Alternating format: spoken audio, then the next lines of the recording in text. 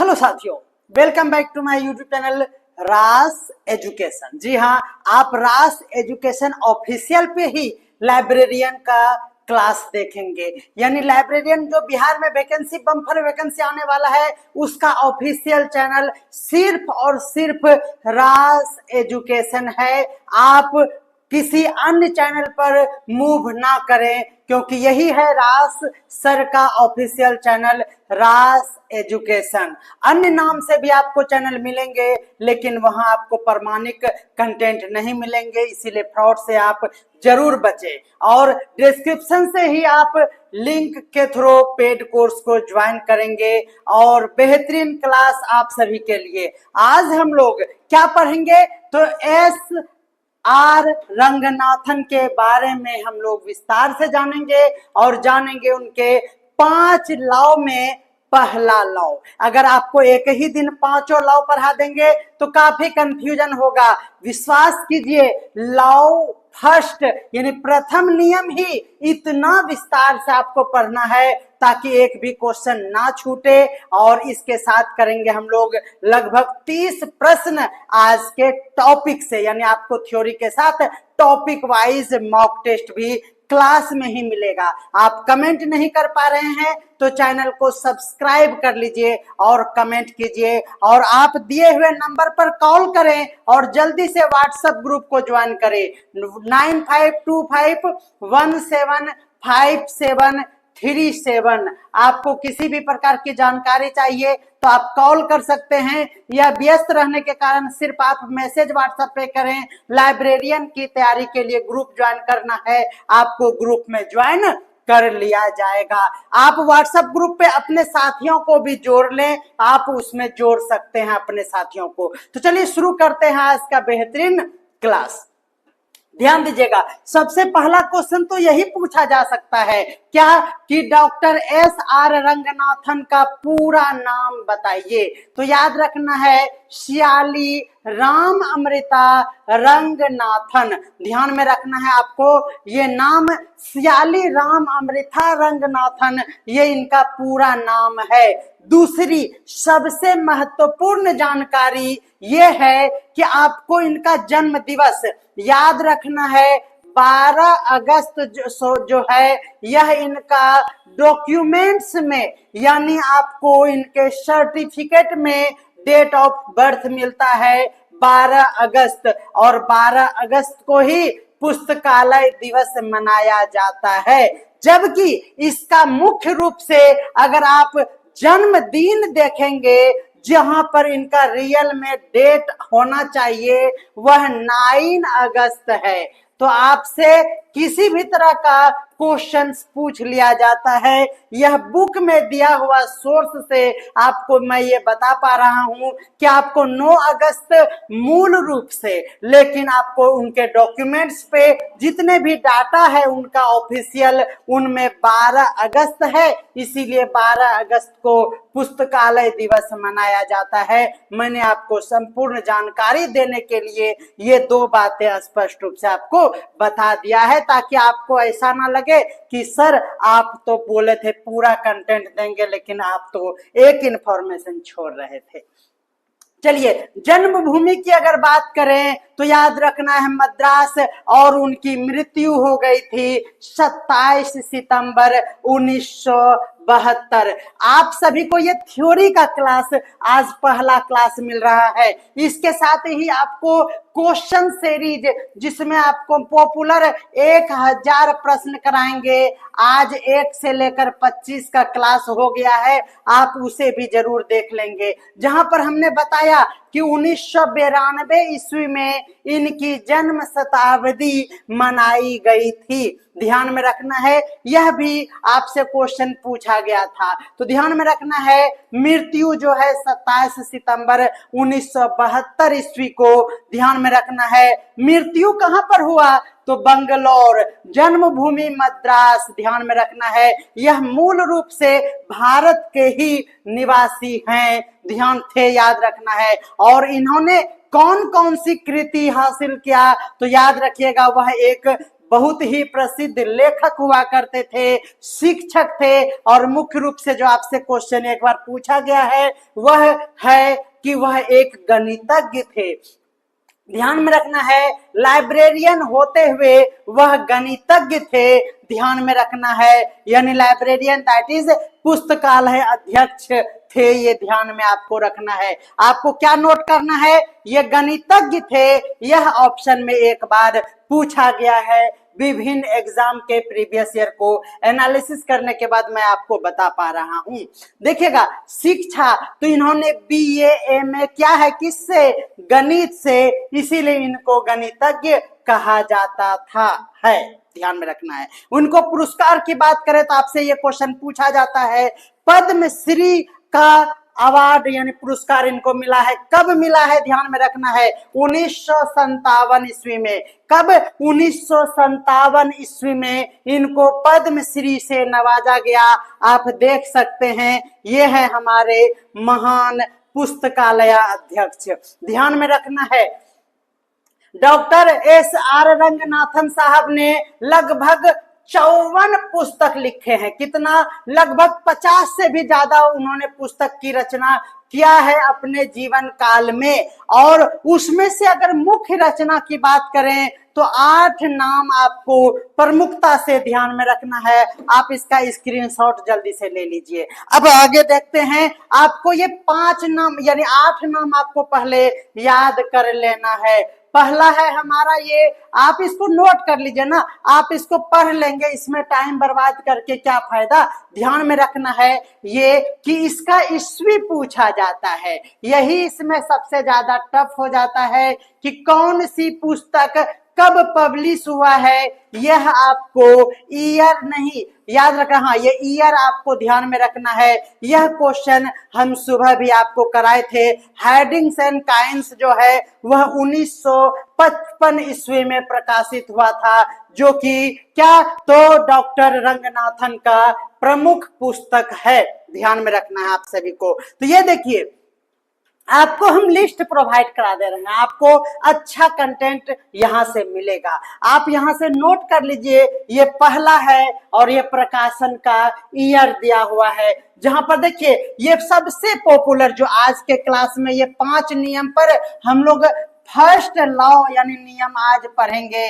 ध्यान में रखना है, फर्स्ट लॉ में आज हम लोग देखेंगे बेहतरीन कंटेंट के साथ एमसीक्यूज। तो ये देखिए, ये पुस्तकालय विज्ञान के 5 नियम कब प्रकाशित हुआ, आप जल्दी से इसको नोट कर लीजिए। जो इंपॉर्टेंट है उसको हम नोट करा देते हैं। 1931 ईस्वी में इसका प्रकाशन हुआ था, ध्यान में रखना है। उसके बाद आपको याद रखना है, सबसे इंपॉर्टेंट है लाइब्रेरी प्रशासन, और यह पहली बार प्रकाशित कब हुआ था, तो ध्यान में रखना है 1935 ईस्वी में, एकदम ध्यान में रखना है। उसके बाद सबसे ज्यादा जरूरी है कि लाइब्रेरी का कैटलॉग कैसा होना चाहिए। इन्होंने इस पर सिद्धांत दिया कब, 1938 ईस्वी में, ध्यान में रखना है। इस तरह से आपका ये सभी इंपॉर्टेंट है, लेकिन एक बार में आप इसे याद नहीं कर पाएंगे, इसीलिए आपको चुन चुन कर पहले याद कर लेना चाहिए।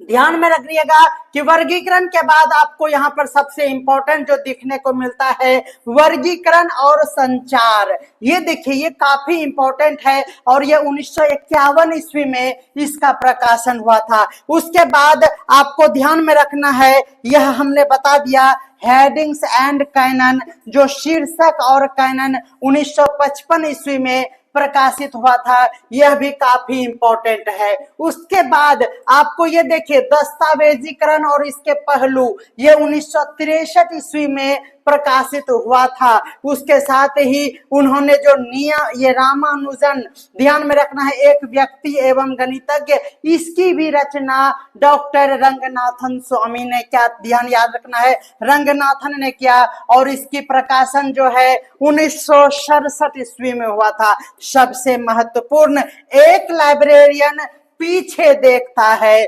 इसकी रचना डॉक्टर एस.आर. रंगनाथन की ये आत्मकथा है, और इस आत्मकथा को लिखा है PN कौला ने। ये देखिए शब्द से इसमें जितना स्टार चाहे आप लगा सकते हैं, आपसे क्वेश्चन पूछा जा सकता है क्या। तो इनकी आत्मकथा का नाम है एक लाइब्रेरियन पीछे देखता है। डॉक्टर SR रंगनाथन की आत्मकथा है और इसके संपादक कौन थे, ध्यान में रखना है PN कौला। 1992 ईस्वी में, याद रखना है 1992 ईस्वी में। ठीक है, तो चलिए ध्यान में रखना है आपको, आपके कमेंट के अकॉर्डिंग भी क्लास मिलेगा, आप बिल्कुल चिंता ना करें। चलिए तो आगे हम लोग देखते हैं। तो आप जानते हैं सभी कि लाइब्रेरी साइंस में 5 नियम डॉक्टर साहब ने दिया है रंगनाथन, जिनका पूरा नाम भी हम आपको बता दिए। SR रंगनाथन ने, ध्यान में रखना है कि लाइब्रेरी साइंस के 5 नियम दिए हैं, 5 लॉज ऑफ लाइब्रेरी साइंस, और ये यहाँ पर नियम दिया हुआ है। और आज हम लोग फर्स्ट नियम पढ़ेंगे, पुस्तकें उपयोग के लिए, और इसको हम लोग कहते हैं बुक्स आर फॉर यूज। इसमें जो जो टॉपिक मिलेगा उस पर हम लोग विस्तार से चर्चा करेंगे, ध्यान में रखना है। सबसे पहले आपको ध्यान में रखना है कि डॉक्टर SR रंगनाथन द्वारा यह प्रतिपादित यानी प्रस्तावित एक सिद्धांत की ये रचना है, जिसमें किस तरह से हम लाइब्रेरी के पूरे सिस्टम का संचालन कर सकते हैं, इसके बारे में उन्होंने सिद्धांत दिया है, याद रखना है। और उसी का विवरण इसमें मिलता है। और डॉक्टर SR रंगनाथन ने 1924 ईस्वी में, ध्यान में रखना है 1924 ईस्वी में लाइब्रेरी साइंस के ये 5 नियम की कल्पना किया था। यानी याद रखना है, इसको हम लोग स्टेप बाय स्टेप व्याख्या के साथ देख रहे हैं। इस नियमों में शामिल करने का कथन 1928 ईस्वी में उन्होंने लिखकर तैयार किया, और ये नियम पहली बार 1931 ईस्वी में रंगनाथन की क्लासिक किताब 5 लॉज ऑफ लाइब्रेरी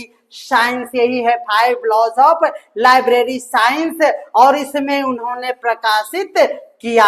तो आपसे क्वेश्चन यही पूछा जाता है सबसे मुख्य रूप से कि 1931 ईस्वी में, ध्यान में रखना है 1931 ईस्वी में लाइब्रेरी साइंस का ये 5 लॉ का ये प्रतिपादन डॉक्टर SR रंगनाथन स्वामी साहब करते हैं, सॉरी फॉर दैट स्वामी। ठीक है, उन्होंने इसका 1931 ईस्वी में प्रकाशन किया। याद रखना है ये 5 नियम क्या क्या है, तो पुस्तक के उपयोग के लिए हैं, यानी बुक्स आर फॉर यूज। इस पर एक एक करके एक एक क्लास आपको मिलेगा MCQ के साथ। बोलिए, या फिर एक में समेट दें, आप जल्दी से कमेंट कर दीजिएगा, एक ही साथ संक्षेप में पढ़ा दें, क्योंकि आप इसका नॉलेज रखते भी होंगे। या फिर हम चाह रहे हैं कि 5 वीडियो में इसको कवर कर लेंगे 2 दिन में ही, यानी आपको 2 वीडियो डेली मिल जाएगा और जल्दी से उसको निपटा देंगे, और इसके साथ आपको MCQs भी करा देंगे। तो हमारा ये उद्देश्य, आप हमें कमेंट कर देंगे। हर पाठक की अपनी पुस्तक होती है, एवरी रीडर हिज और हर बुक। जैसे कि हम लाइब्रेरी जाते हैं किसी विशेष पुस्तक को ही पढ़ने के लिए, है ना, क्यों, क्योंकि उसका अच्छा संस्करण हमारे पास नहीं है। तो ये भी सिद्धांत काफी महत्वपूर्ण है कि जो हर पाठक की अपनी पुस्तक होती है, that is every reader his और हर बुक। उसके बाद तीसरा नियम है हमारा, हर पुस्तक का अपना पाठक भी होता है, यानी अब पुस्तक भी सोचता है क्या कि ये पुस्तक हमको कौन निकालेगा, तो ध्यान में रखना है कि हमारे स्टूडेंट यानी आप निकालेंगे। रास एजुकेशन का कंटेंट सोचता है कि हमारा रीडर्स कौन है, तो आप है, यानी यही कह रहा है कि हर पुस्तक का भी यानी हर कंटेंट का यानी हमारे कंटेंट का एक रीडर होता है, एवरी बुक इट्स रीडर। पाठक का समय बचाए वही तो है अच्छा क्या बुक। ध्यान में रखना है, ऐसा बुक जो कि आपका समय बचाए, याद रखना है, ये भी सिद्धांत लाइब्रेरियन में आपको पढ़ना है। नहीं, जैसे आप देखिए, आप हमारा 55 मिनट का वीडियो देख लीजिए, उसके बाद आपको समझ में आएगा कि कुछ भी यहाँ समझ में नहीं आया, है ना, या फिर आपको लगा कि ये 55 मिनट बकवास हो गया, क्योंकि हमारे नोट्स में हम जब कॉपी में नोट किए तो 4 लाइन ही निकला, बाकी तो प्रवचन हो गया, तो फिर आपका ये मजा नहीं आया। यानी आपका जो पाठक का समय बचाए, यानी save the time of readers, यही अच्छा लाइब्रेरी साइंस में बतलाया गया है। पुस्तकालय एक बढ़ता हुआ जीव है। The library is a growing organism है। कैसे है, क्यों है, और इस पर हम लोग विस्तार से चर्चा करेंगे, ध्यान में आपको रखना है। उसके बाद चलिए, उसके बाद हम लोग जानते हैं क्या है, तो कुछ फैक्ट्स आपको हम बताना चाहते हैं जिससे कि प्रश्न बनते हैं।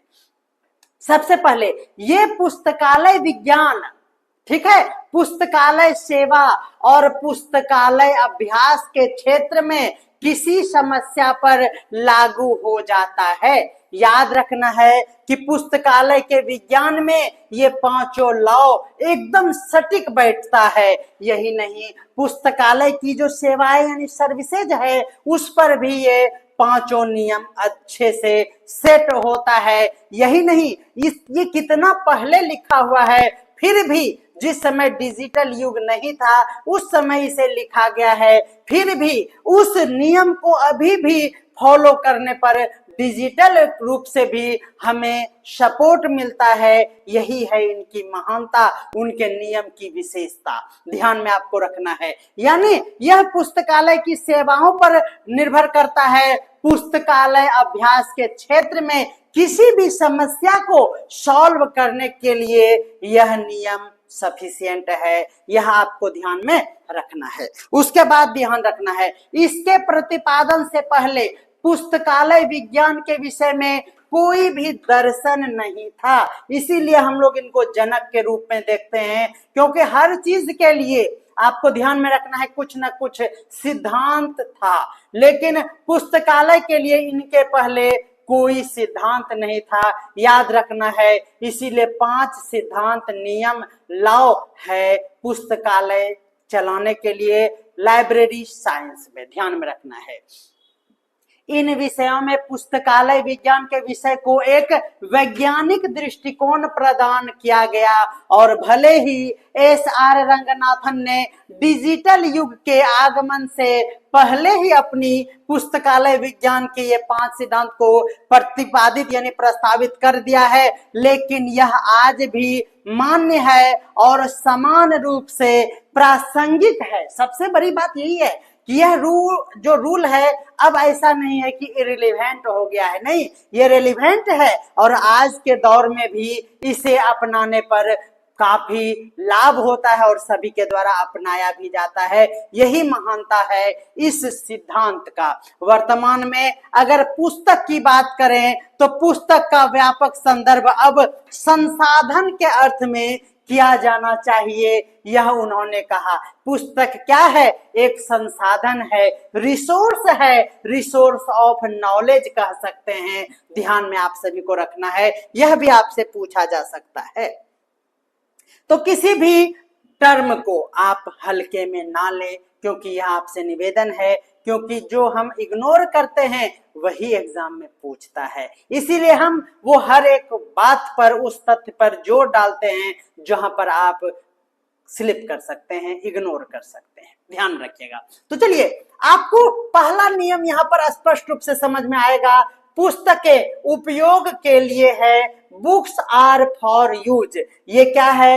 पहला नियम है। इस नियम को अच्छे से समझने के लिए हमने और इस सिद्धांत के तहत यहाँ पर 9 फैक्ट्स यानी पॉइंट्स बताए गए हैं। आपसे इससे भी ऑप्शन रह सकते हैं, इसीलिए हम क्रमबद्ध तरीके से आपको राइट करके दिखा रहे हैं कि आप इस तरह से इसको कंटेंट को तैयार किया हुआ आप स्टडी करेंगे, लर्न करेंगे। सीधा सीधी बात है कि ये ऑप्शन में छप सकता है, आप इसीलिए इसको ये रट्टा मारिएगा, मजाक में नहीं लीजिएगा, क्योंकि ऑप्शन ना आपको धोखा दिलाता है, ध्यान में रखना है।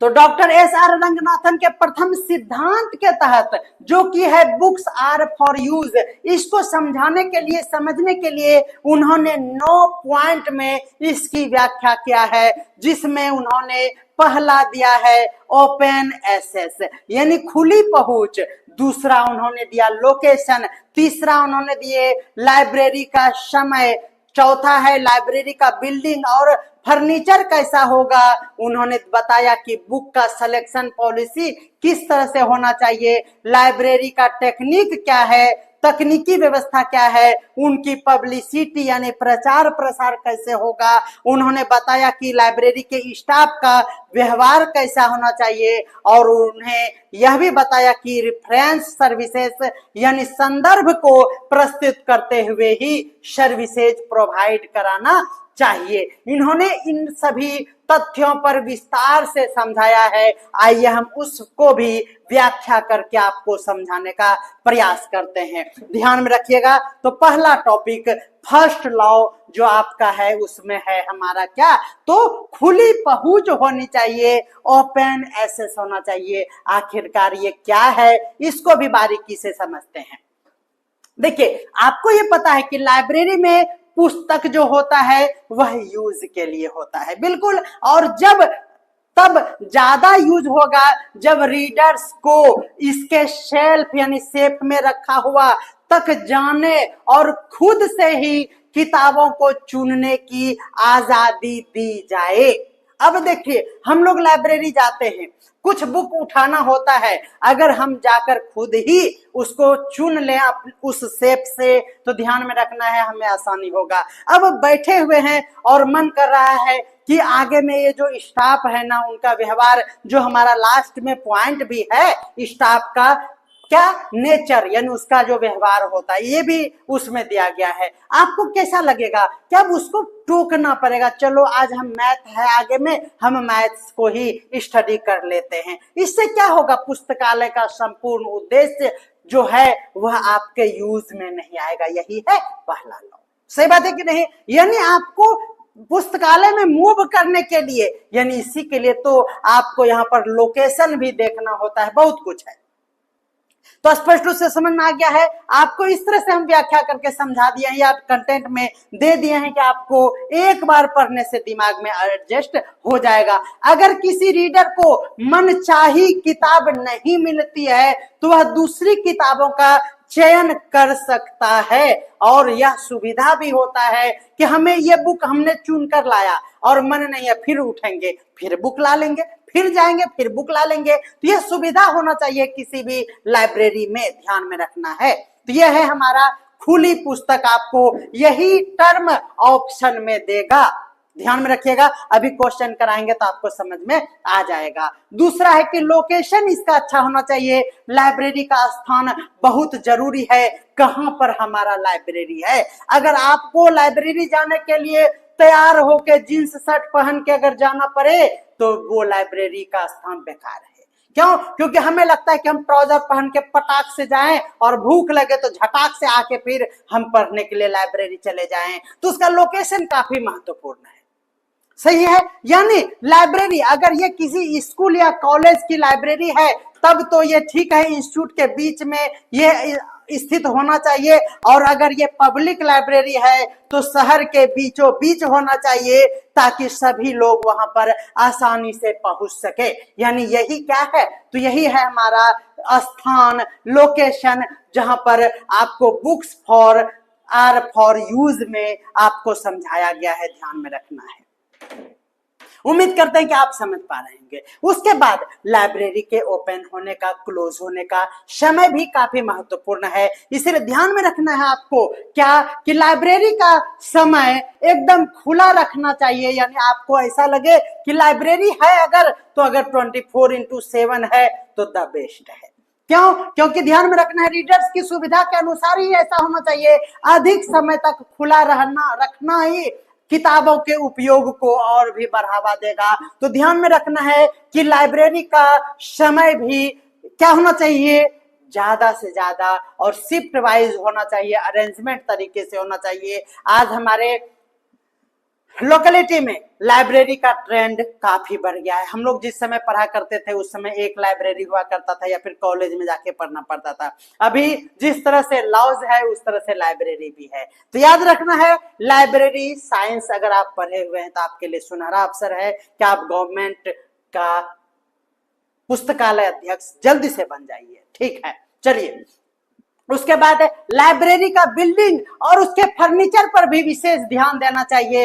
लाइब्रेरी की बिल्डिंग ऐसी होनी चाहिए जो पूरी तरह से आरामदायक हो और मनोरम हो, सुंदर हो, ताकि वहां जाने का मन करे। कहा जाता है ना कि घर ऐसा हो कि घर आने का मन करे, लेकिन आजकल के जमाने में जानते ही हैं, मन करता है कि बाहर में ठीक है, घर आएंगे तो माथा दर्द करने लगेगा। क्यों? क्योंकि परिवार का टेंशन, पापा का टॉर्चर, बहुत सारी समस्याएं हैं। उसी तरह से लाइब्रेरी भी ऐसा होना चाहिए जहां जाने का मन करे। ठीक है, तो यही है लाइब्रेरी का बिल्डिंग और फर्नीचर, यानी प्राकृतिक और बिजली की रोशनी अच्छी आना चाहिए, नेचुरल लाइट होना चाहिए, फर्नीचर अच्छा दिखने वाला होना चाहिए, चेयर अगर है तो वो अगर आरामदायक हो, रीडर्स को पढ़ने में आसानी हो, कमर में दर्द ना हो, ये सुविधा भी होना चाहिए। यानी फर्नीचर का भी विशेष ध्यान रखना चाहिए। ये सभी बातें जो 9 फैक्ट्स हम बता रहे हैं, आपको एक फैक्ट देके पूछेगा यह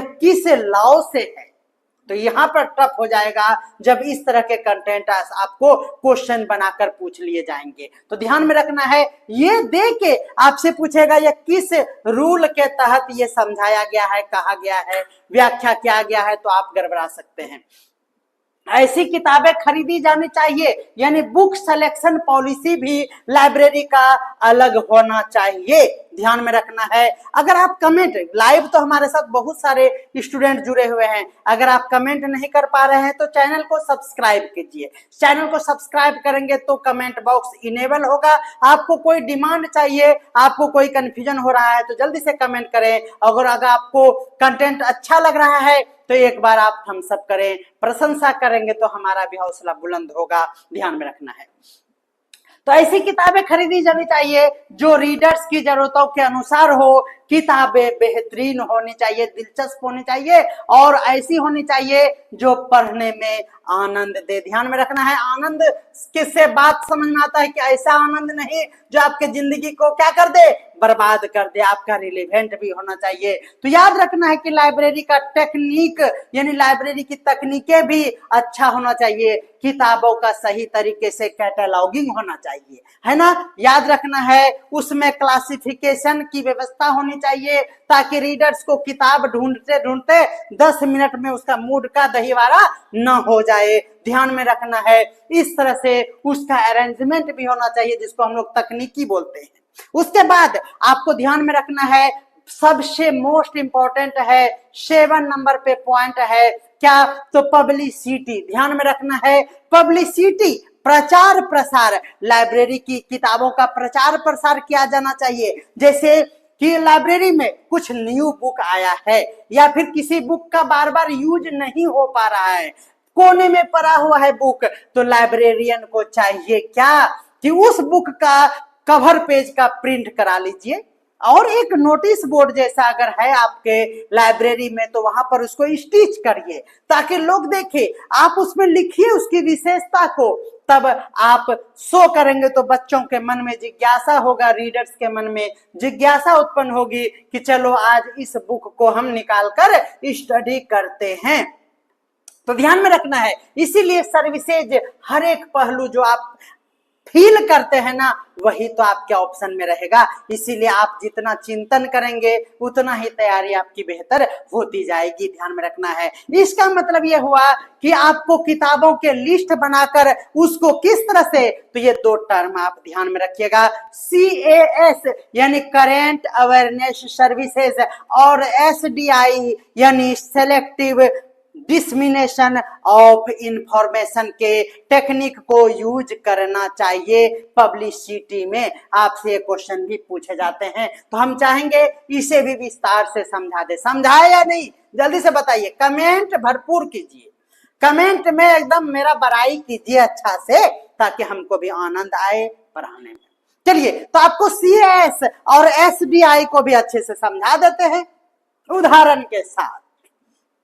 इसका पीडीएफ आपको व्हाट्सएप ग्रुप पे मिल जाएगा। जल्दी से आप 95, पैसा नहीं लगेगा, 9525175737 पर आप व्हाट्सएप करें और जल्दी से हमारे लाइब्रेरियन ग्रुप से जुड़ जाएं, जहां पर आपको पीडीएफ मिल जाएगा। आपको पेड कोर्स खरीदना है, इसके लिए भी आप हमें कॉल करें, क्योंकि यूट्यूब पर संपूर्ण क्लास तो संभव है नहीं, इसीलिए आपको पेड कोर्स का हिस्सा बनना होगा। तो ऑफर है, आज के लिए ऑफर है, आप इस ऑफर का लाभ उठाइए, क्योंकि एडमिशन लगातार हो रहा है। जल्द ही प्राइस को इंक्रीज कर दिया जाएगा। अभी मात्र 499 रुपया में है, 50% डिस्काउंट है। 999 का बैच सिर्फ और सिर्फ 499 में है। जल्दी से आप पेड कोर्स ज्वाइन कर लीजिए, 500 रुपया जिंदगी में बहुत आएगा, इसीलिए आप जल्दी से ऑफर का लाभ उठा लीजिए, क्योंकि वहां पर पीडीएफ भी आपको मिल जाता है, प्रिंट कराने लायक बेहतरीन पीडीएफ, ध्यान में रखना है।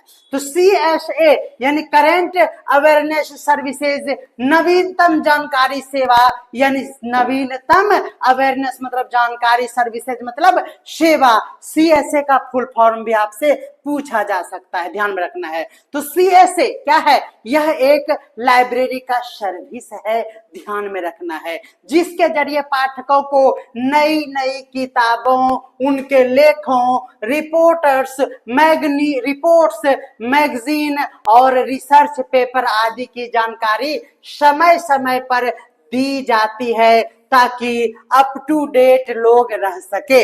यानी आपको जो भी करंट में आया, कोई भी बुक, कोई भी मैगजीन, उसको प्रदर्शित करने के लिए यह CSA टेक्निक का यूज किया जाता है। ये टेक्निक नहीं, एक सेवा है, सर्विसेज है, लाइब्रेरी के द्वारा प्रदान कराई जाती है, ध्यान में रखना है। इसका उद्देश्य क्या है, यह भी आपसे क्वेश्चन पूछा जाता है। बस यह बताना कि लाइब्रेरी में क्या नया आया है, आपसे क्वेश्चन पूछा जाएगा यहां से, ध्यान में रखिएगा। अभी टेस्ट लेंगे और 30 प्रश्न पूछेंगे, आंसर भी बताते चाहेंगे, लेकिन आपको कमेंट में देना है और बाद में बताइएगा कि 30 में से कितना प्रश्न आपको आ रहा था।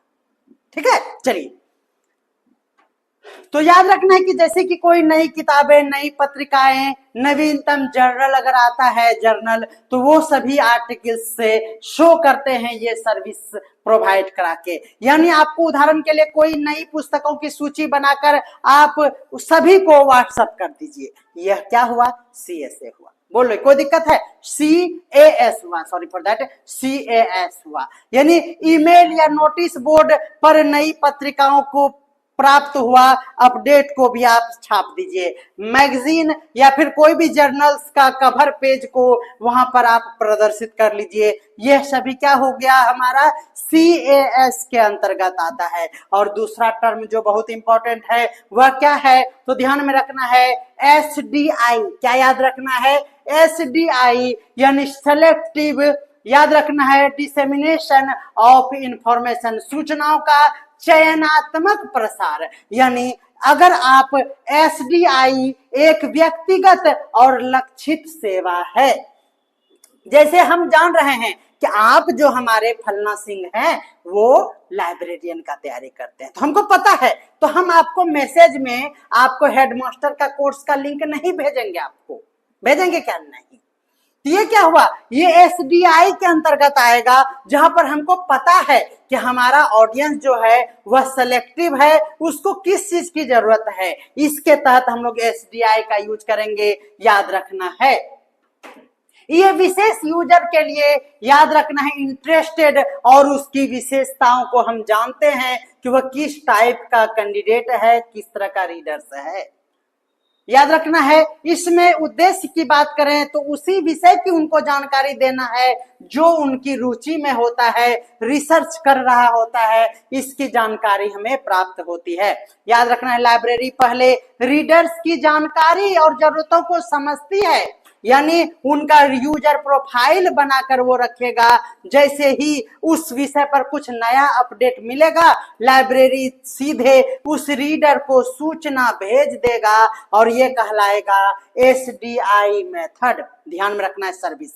यह क्या हो गया? तो ये एकदम पर्सनलाइज्ड सर्विस है जो किसी विशेष यूजर्स को भेजा जाता है। शोधकर्ता या फिर विशेषज्ञों के लिए यह बहुत ही ज्यादा उपयोगी है, क्योंकि उसका माइंड डाइवर्ट ना हो, इसीलिए सिर्फ और सिर्फ उसे सेलेक्टिव कंटेंट ही प्रदर्शित करके दिखाया जाएगा। ध्यान में रखना है, समय का यहाँ पर बचत होगा और जानकारी भी उसे सटीक रूप से प्राप्त होगा। यानी कोई रिसर्चर यानी स्कॉलर इन्वायरमेंट लॉ को पढ़ रहा है, तो जैसे ही उस विषय पर कोई नई रिपोर्ट या जर्नल आती है उसे भेज दिया जाएगा, ईमेल कर दिया जाएगा। यह एसडीआई के अंतर्गत होता है।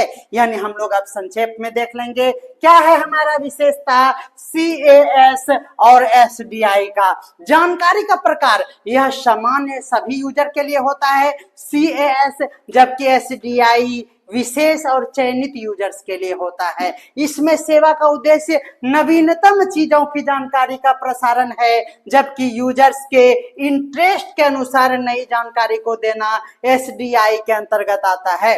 अगर हम व्यक्तिगत सेवा की बात करें तो यह नहीं, यह सामूहिक रूप से यह सेवा है, जबकि व्यक्तिगत रूप से तो एसडीआई का यूज किया जाता है।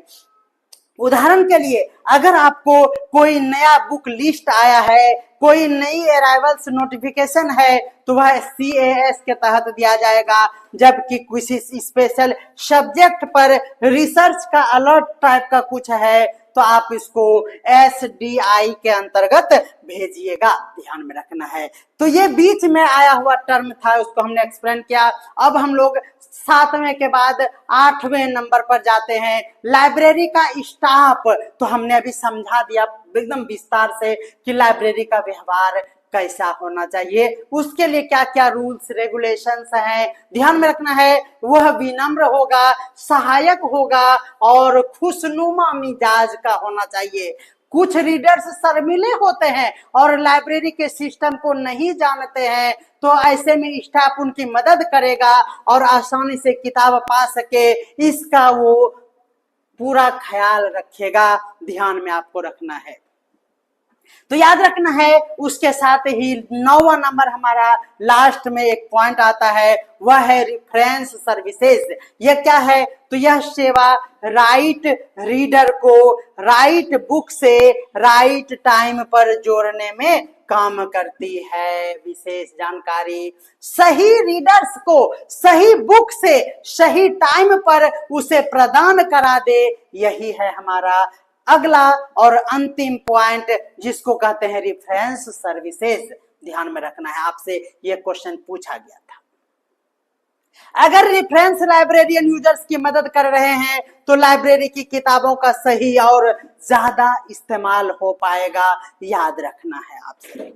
तो उम्मीद करते हैं कि आप समझ गए होंगे। तो विशेष रूप से फर्स्ट लॉ में कुछ बातें और जानते हैं, बस इसके बाद ऑब्जेक्टिव लाएंगे, एकदम रैपिड फायर में आपका टेस्ट लेंगे, तो कहीं जाइएगा नहीं। हर दिन क्लास का लेंथ होगा 50 से 60 मिनट, यानी 1 घंटे के अंदर आपका क्लास को समाप्त करेंगे। ना ज्यादा कम, खिचड़ी में और टुकड़ों में नहीं, बल्कि पूरी तरह से आप पढ़ेंगे। जीएस का भी क्लास आप देखते चले, क्योंकि आप जानते हैं कि अन्य एग्जाम की तैयारी भी आप कर रहे होंगे, तो उसके लिए आप जीएस को पढ़ें। हमारे जीएस के कोर्स में ही आपको इसमें भी जीएस का कोर्स मिलेगा ऑन डिमांड। आप बोलेंगे तो अभी तो हम लाइब्रेरी साइंस शुरू किए हैं, ठीक है। जीएस भी चल रहा है हमारा। अगर आप कहे तो मैं क्लास कल से ही शेड्यूल कर दूं, आप हमें कमेंट करें।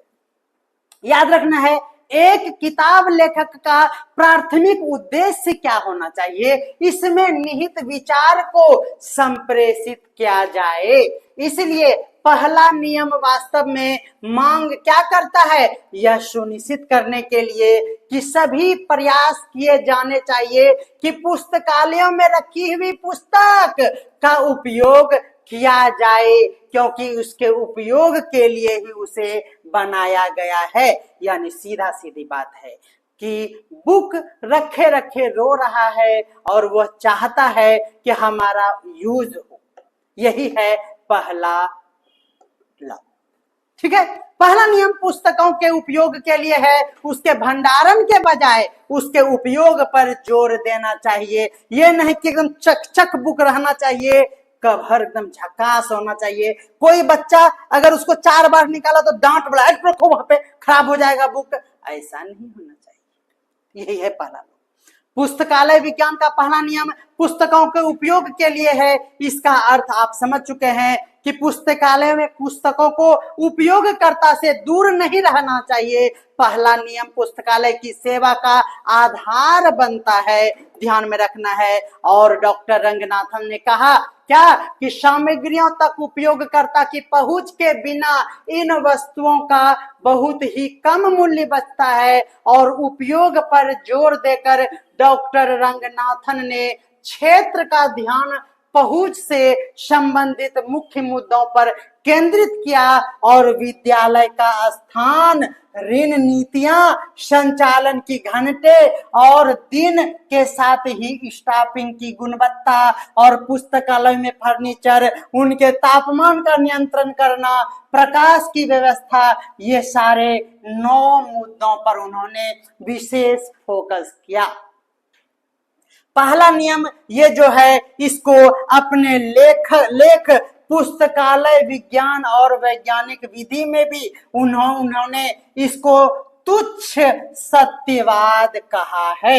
ये वर्ड को एक बार आप नोट कर लीजिए। उन्होंने इसी विधान को उन्होंने अपने लेख में, जो लेख का नाम था पुस्तकालय विज्ञान और वैज्ञानिक विधि, उसमें उन्होंने इसे क्या कहा, तुच्छ सत्यवाद कहा, यानी ट्राइबल ट्रूजिज्म बनाया, ट्रूजिज्म, यानी उन्होंने इसको तुच्छ समझा, इसका उल्लेख उन्होंने किया। इसका अर्थ क्या है? तुच्छ सत्यवाद का कथन है जो स्पष्ट रूप से सत्य है और कोई नई और महत्वपूर्ण जानकारी प्रदान नहीं करता है। यानी यह हम कह सकते हैं कि यह क्या है, एक सीमित है। और यह मान लीजिए जैसे पृथ्वी गोल है, अगर ये हम लॉ बना देते हैं तो इस पे आपको कोई बहस की जरूरत नहीं है, ठीक है ना। उसी तरह से इन्होंने ये लॉ बनाया, पहला लॉ, और इन्होंने कहा ये सत्य है, बस सत्य है।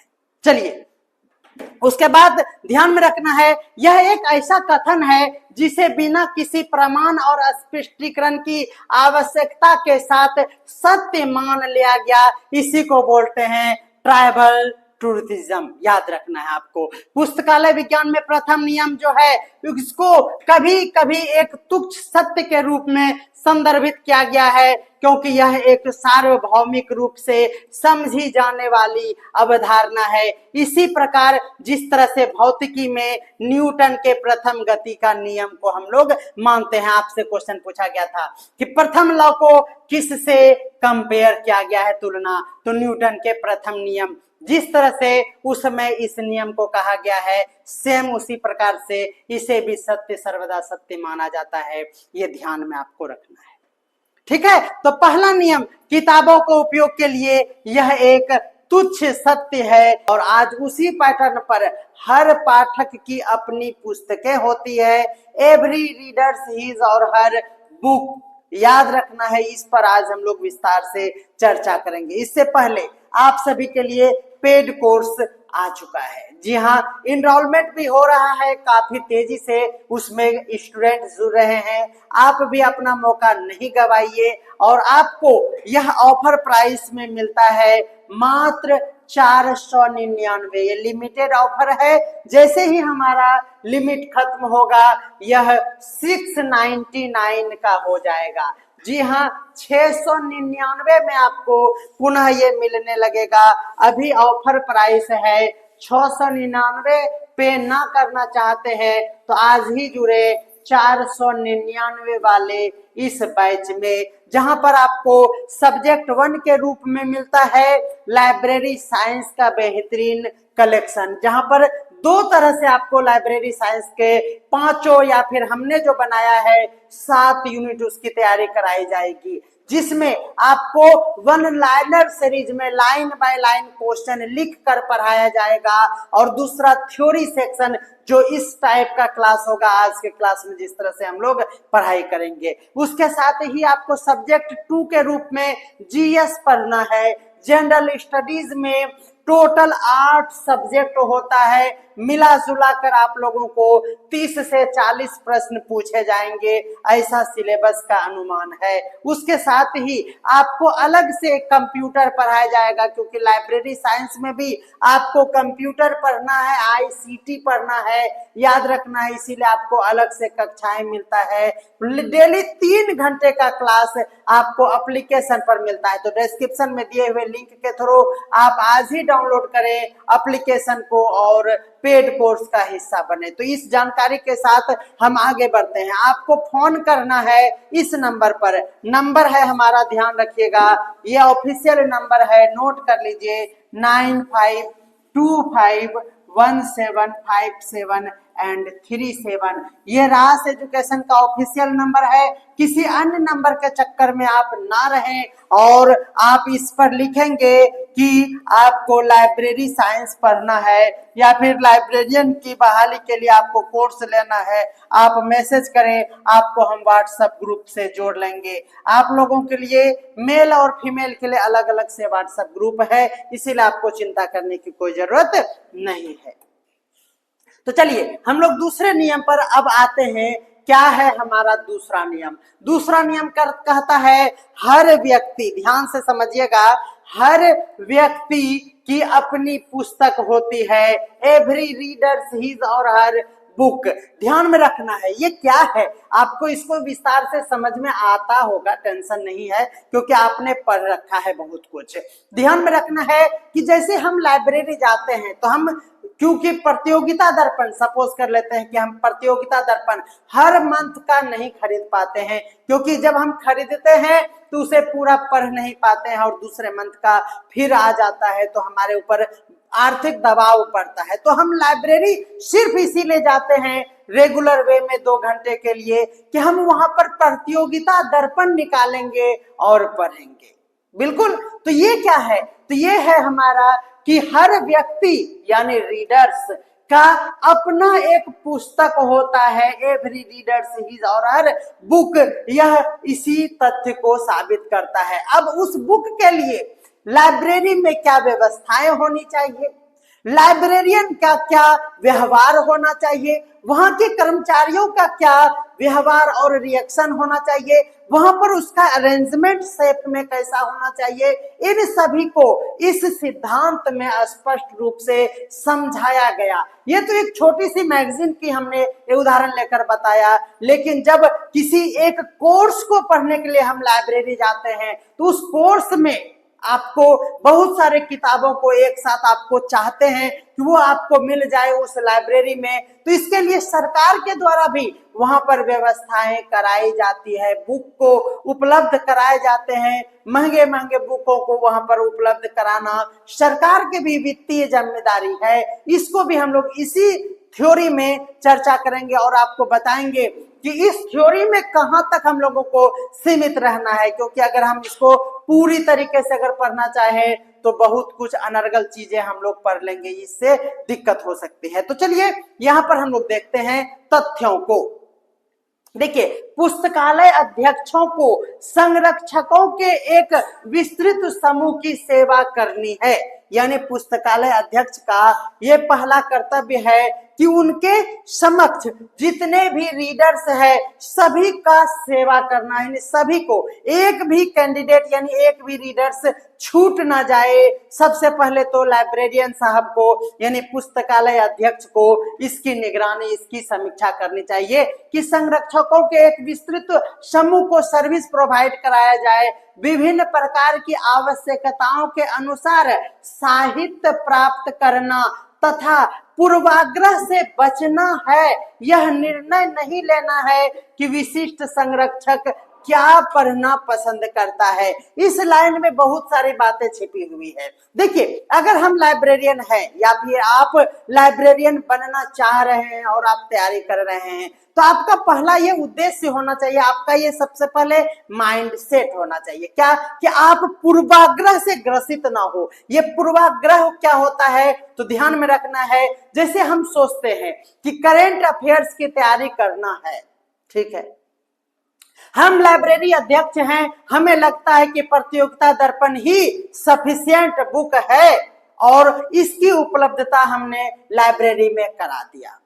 ये हमारा पूर्वाग्रह कहलाएगा, क्योंकि प्रतियोगिता दर्पण के अलावा भी मार्केट में अन्य पुस्तकें उससे कहीं अच्छा या फिर खराब रीडर्स के इंटरेस्ट के अकॉर्डिंग उपलब्ध है। किसी को प्रतियोगिता दर्पण पढ़ना पसंद नहीं है, इसीलिए हमें ये माइंडसेट नहीं बनाना है। अगर माइंडसेट बना लिए हैं तो यही कहलाएगा पूर्वाग्रह से ग्रसित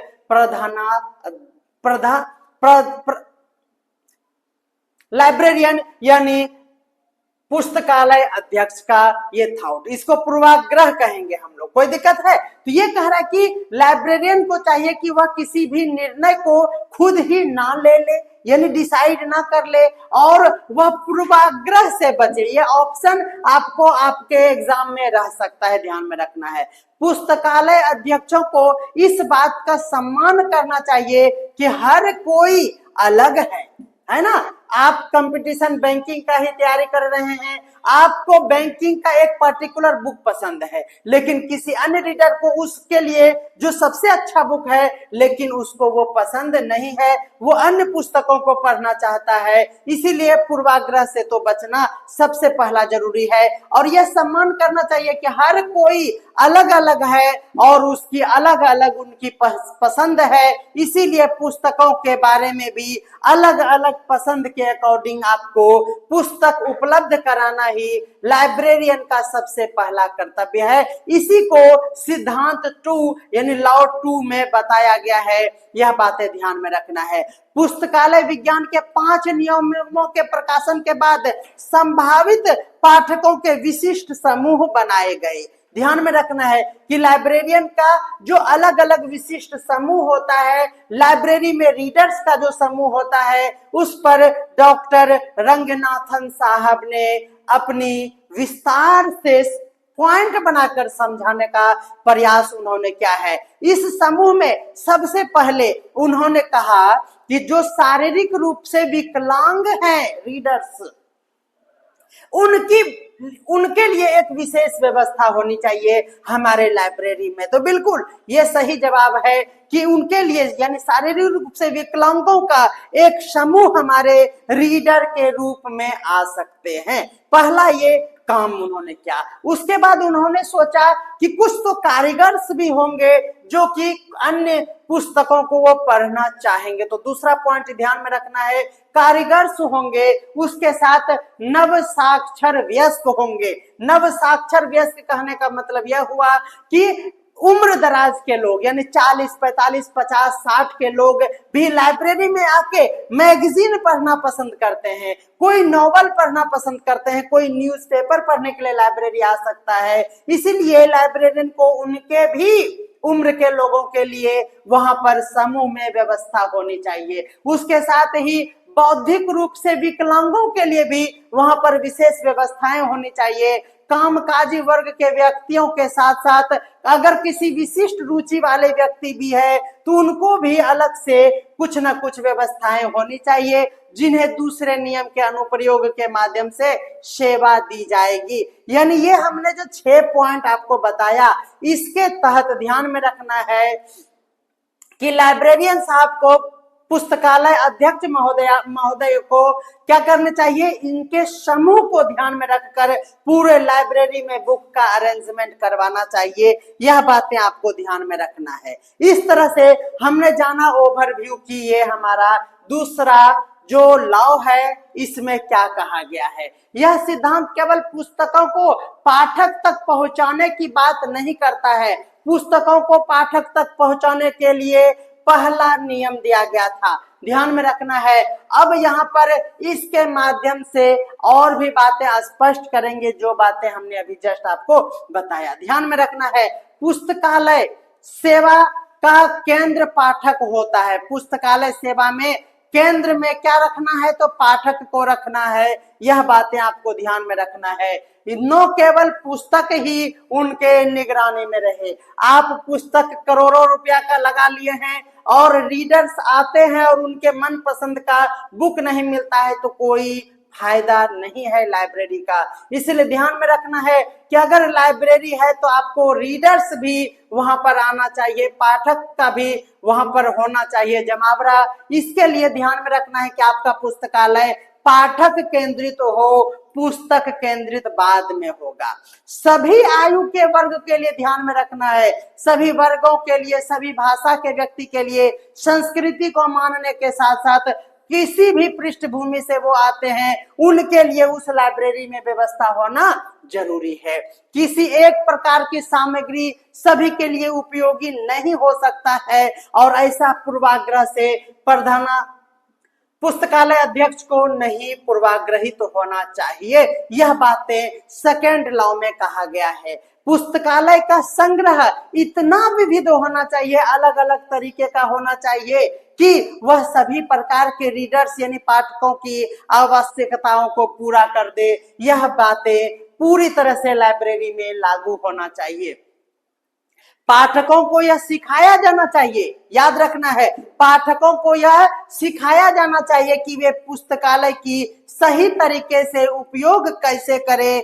इसे पाठक शिक्षा यानी यूजर एजुकेशन कहते हैं। यानी आपसे ये क्वेश्चन पूछा जा सकता है कि पाठक शिक्षा का क्या अर्थ है, तो ध्यान में रखना है कि लाइब्रेरियन के द्वारा पाठकों को मोटिवेट करना चाहिए कि आप इस तरह के बुक को पढ़िए, हमारे यहाँ इतने इतने बुक है। तो पाठक को भी शिक्षित करना चाहिए कि आपको किस अनुसार से लाइब्रेरी का सदुपयोग करना चाहिए। इसके तहत याद रखना है कि यह सूचना के समान पहुंच यानी इक्वल एक्सेस टू इंफॉर्मेशन को भी बढ़ावा देता है। हमने इक्वल एक्सेस टू इंफॉर्मेशन और ओपन एक्सेस को प्रथम नियम में पढ़ा था, उसी को यहाँ पर इक्वल एक्सेस ऑफ इंफॉर्मेशन कह के नियम 2 में दिया गया है।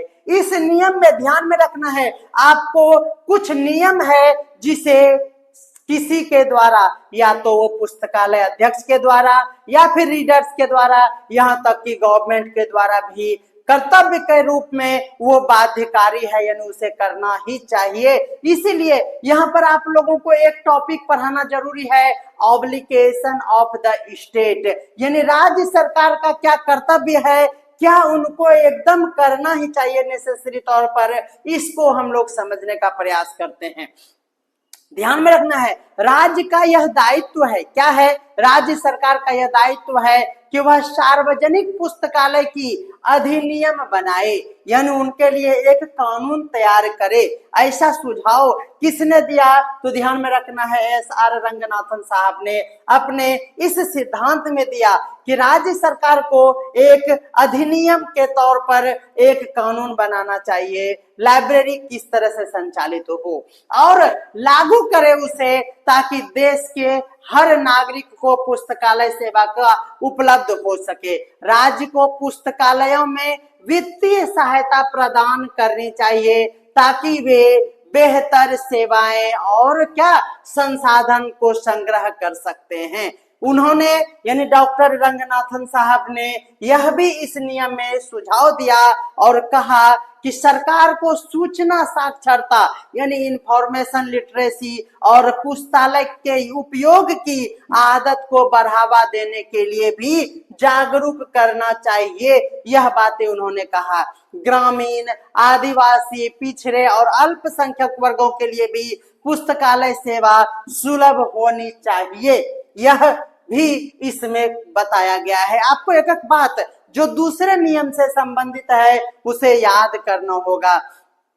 राज्य को दिव्यांगों और विशेष आवश्यकता वाले व्यक्तियों के लिए भी अनुकूल सामग्री के साथ साथ विशेष तकनीकी सुविधा उपलब्ध कराना जरूरी है। यह बातें आपको ध्यान में रखना है। अनुदान देकर पुस्तकालय उपकर लगाकर वित्त प्रदान करना रंगनाथन की प्रमुख पसंद में से एक मानी जाती है। यानी उनका कहना है कि आप टैक्स लगाइए और उसके तहत उस पर आप लाइब्रेरी में भी क्या कीजिए, विशेष तकनीकी का वो उपलब्धता होनी चाहिए, जिससे कि सभी वर्ग के लोग, विकलांग लोग हो, शारीरिक रूप से अक्षम लोग, इसके साथ ही सभी वर्ग के लोग, चाहे वो ग्रामीण हो, आदिवासी हो, पिछड़े वर्ग हो या अन्य भाषाओं के कोई भी पाठक है, उसके लिए संपूर्ण उपलब्धता होनी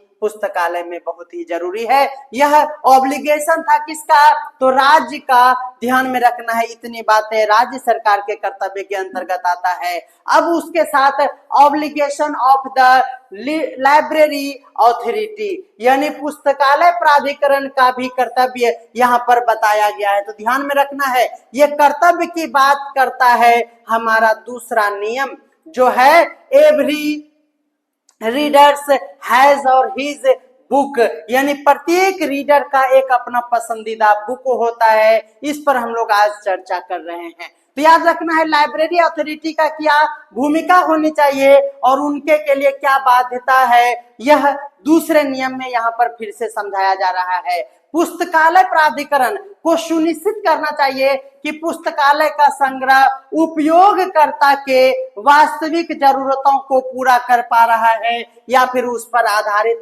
है या नहीं, यह बातें सुनिश्चित करनी चाहिए। उन्हें नियमित रूप से सर्वेक्षण और मूल्यांकन के माध्यम से उपयोगकर्ता की रुचि और उनके जरूरतों की समीक्षा करनी चाहिए। बिल्कुल, लाइब्रेरियन, आपका कमेंट आ रहा है, लाइब्रेरियन साइंस का पूरा कोर्स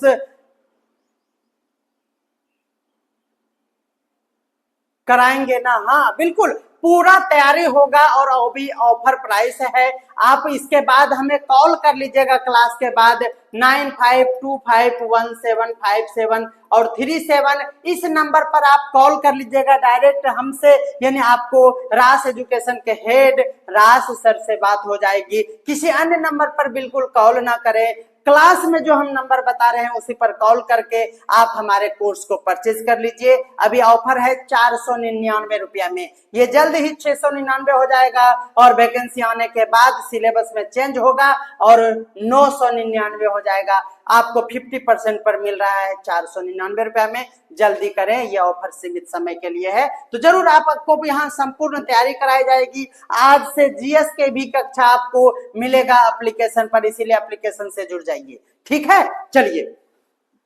तो ध्यान में रखना है कि पुस्तकालय में प्रशिक्षित और संवेदनशील स्टाफ की नियुक्ति जरूरी है ताकि वे पाठकों को ठीक तरीके से सहायता प्रदान कर सके। अगर कोई सपोज कर लेते हैं कि कोई मूक बधिर पाठक है लेकिन उनकी आंखें तो अच्छी है ना, तो वो आकर लाइब्रेरी में अपना दिल बहलाना चाहता है, लेकिन वो पुस्तक को ना बोल के मांग सकता है, ना ही वह उसके द्वारा समझाए गए बातों को सुन सकता है। तो लाइब्रेरी के प्राधिकरण का यह दायित्व है कि वहां पर एक स्टाफ ऐसा हो जो कि मूक बधिर लोगों को उनको सांकेतिक रूप से समझाने में सक्षम हो। यही कहता है हमारा दूसरा नियम, आपको स्पष्ट रूप से ध्यान में रखना है। और आप अब दूसरे नियम के इस दूसरे ऑब्लिगेशन को भी आप समझ चुके होंगे। समझ गए हैं तो थोड़ा सा कमेंट करिएगा कि आपको ये एग्जाम्पल जो हम सटीक तरीके से देकर समझाए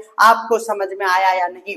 पुस्तकालय को आधुनिक बनाने के लिए टेक्नोलॉजी का यूज करना चाहिए, जैसे कि कल के क्लास में हमने बताया था ओपेक का यूज करना चाहिए, डिजिटल लाइब्रेरी, इंटरनेट एक्सेस का उपयोग किया जाना चाहिए। प्राधिकरण को यह ध्यान में रखना चाहिए कि पुस्तकालय का वातावरण उनके अनुकूल है और समावेशी के साथ साथ उसके सम्मानजनक स्थिति पर वो वर्क कर रहा है या नहीं, यह बातें भी आपको स्पष्ट रूप से समझ में आना चाहिए। तो ध्यान में रखना है कि ये ऑब्लिगेशन नंबर 2 था, किसके लिए था? तो लाइब्रेरी के प्राधिकरण के लिए था। ध्यान में रखना है, लाइब्रेरी अथॉरिटी के लिए था। और अब ये तीसरा ऑब्लिगेशन है जो लाइब्रेरी के अलग अलग स्टाफ के लिए है, यानी ये प्राधिकरण यानी उनके मैनेजमेंट के लिए था। अब वहां पर जो छोटे छोटे कर्मचारी लोग हैं उनके लिए भी क्या इंस्ट्रक्शन दिया गया है डॉक्टर रंगनाथन स्वामी के साहब के दूसरे लॉ में। याद रखना है क्या है, यह है पुस्तकालय के कर्मियों का क्या कर्तव्य होता है? पुस्तकालय का स्टाफ का कर्तव्य है कि वह हर पाठक के साथ सबसे पहले उनके सम्मानपूर्ण व्यवहार और उनकी जानकारी के जरूरतों को वो गंभीरता से ले। यानी अगर आपको स्टाफ के रूप में वर्क करना है तो आपको रीडर्स का सम्मान करना चाहिए। Welcome sir. हाँ भाई, क्या आपको चाहिए? आप यहाँ बैठ जाइए, लीजिए हम इसको साफ कर देते हैं, यहाँ पे बैठिए, ये कुर्सी चेयर टूटा हुआ है, आप इस एरिया में बैठिए, यहाँ फैन नहीं लगा हुआ है। ये स्टाफ का ऐसा व्यवहार होना चाहिए किसी भी लाइब्रेरी में। यही कहा गया है ऑब्लिगेशन ऑफ लाइब्रेरी स्टाफ के तहत। उन्हें प्रत्येक उपयोगकर्ता की विशिष्ट जरूरतों को समझने की क्षमता होनी चाहिए। स्टाफ को चाहिए कि वह मार्गदर्शन करे, पाठक की अपनी आवश्यक सामग्री को वह कैसे प्राप्त करेगा, इसका पूरा पूरा भार रहता है किस पे? तो याद रखना है किस पे? स्टाफ पे, कर्मचारी पे। लाइब्रेरी के कर्मचारी का ये कर्तव्य होता है। यदि किसी पाठक को जानकारी तुरंत उपलब्ध ना हो तो उसके लिए अन्य संसाधनों या पुस्तकालयों से संपर्क करे और उनको वो साधन उपलब्ध कराए या फिर उसका अल्टरनेटिव्स उनको प्रदान करे, ताकि उसका आया हुआ और उनका समय निकाल कर पढ़ने का मूड हो वो बर्बाद ना हो, खराब ना हो। ध्यान में आपको रखना है। स्टाफ को नवीनतम सूचना साधनों और प्रौद्योगिकियों का भी ज्ञान होना जरूरी है, ताकि वह डिजिटल और पारंपरिक दोनों तरीके के जानकारी को रीडर्स को मुहैया करा सके, प्रदान कर सके।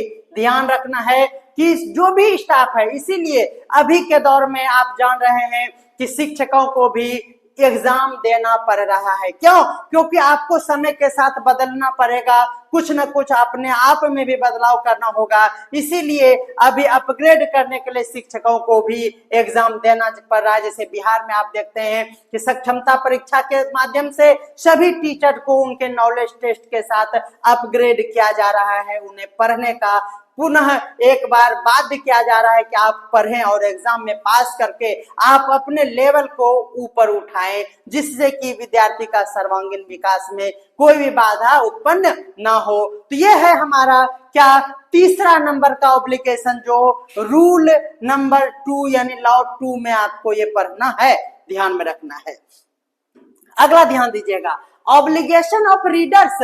ऐसा नहीं है कि लाइब्रेरी अगर जो खोला है उसका ही सिर्फ कर्तव्य है। ऑब्लिगेशन तो पाठकों में भी होना चाहिए। उनके लिए क्या बाध्यकर है, पाठकों का क्या कर्तव्य होना चाहिए, यह भी लॉ 2 में ही बताया। यानी उस स्पष्ट रूप से आप समझ पा रहे हैं कि लॉ 2 जो है वह उसमें सभी के कर्तव्यों पर विस्तार से चर्चा की गई है, स्पष्ट रूप से समझ में आ गया होगा। तो बोलिए आपको लॉ 2 क्या एक ही दिन में पांचों को हम संक्षेप में पढ़ा देते? इतना तो कमेंट कर दीजिए कि क्या पांचों लॉ को एक ही साथ हम जल्दी में खत्म कर देते शॉर्ट्स नोट्स के साथ, या फिर लॉ 1 2 3 4 5 5 के लिए 5 लेक्चर उसके साथ एमसीक्यूज का बेहतरीन कलेक्शन आपको एक अलग अलग क्लास में चाहिए था? आप हमें जरूर कमेंट करें। तो चलिए, पाठक के कर्तव्य के रूप में वह पुस्तकालय की सेवाओं और संसाधनों का सदुपयोग करे। सबसे पहले तो यही है कि वह संसाधन का सदुपयोग करे। उन्हें चाहिए कि पुस्तकालय के नियमों का सर्वप्रथम पालन करना चाहिए और उन्हें दूसरों को परेशान भी न करना करना चाहिए। यह बातें ध्यान में रखना है। पाठक को अपनी जानकारी की आवश्यकताओं को स्पष्ट रूप से व्यक्त करना चाहिए। यानी पाठक को अगर जानकारी है तो तंग नहीं करना चाहिए, उन्हें अपने से ही स्वयंसेवक के रूप में लाइब्रेरी को सपोर्ट करते हुए अपनी पुस्तकों को निकालना चाहिए। उनका ये दायित्व है कि पढ़ने के बाद उसे टेबल पर यत्र तत्र ना छिटके, उसे जहां से लिया है, जिस जगह से लिया है, उस जगह उसको पुनः स्थापित करे। यह कर्तव्य है, यही दिया गया है।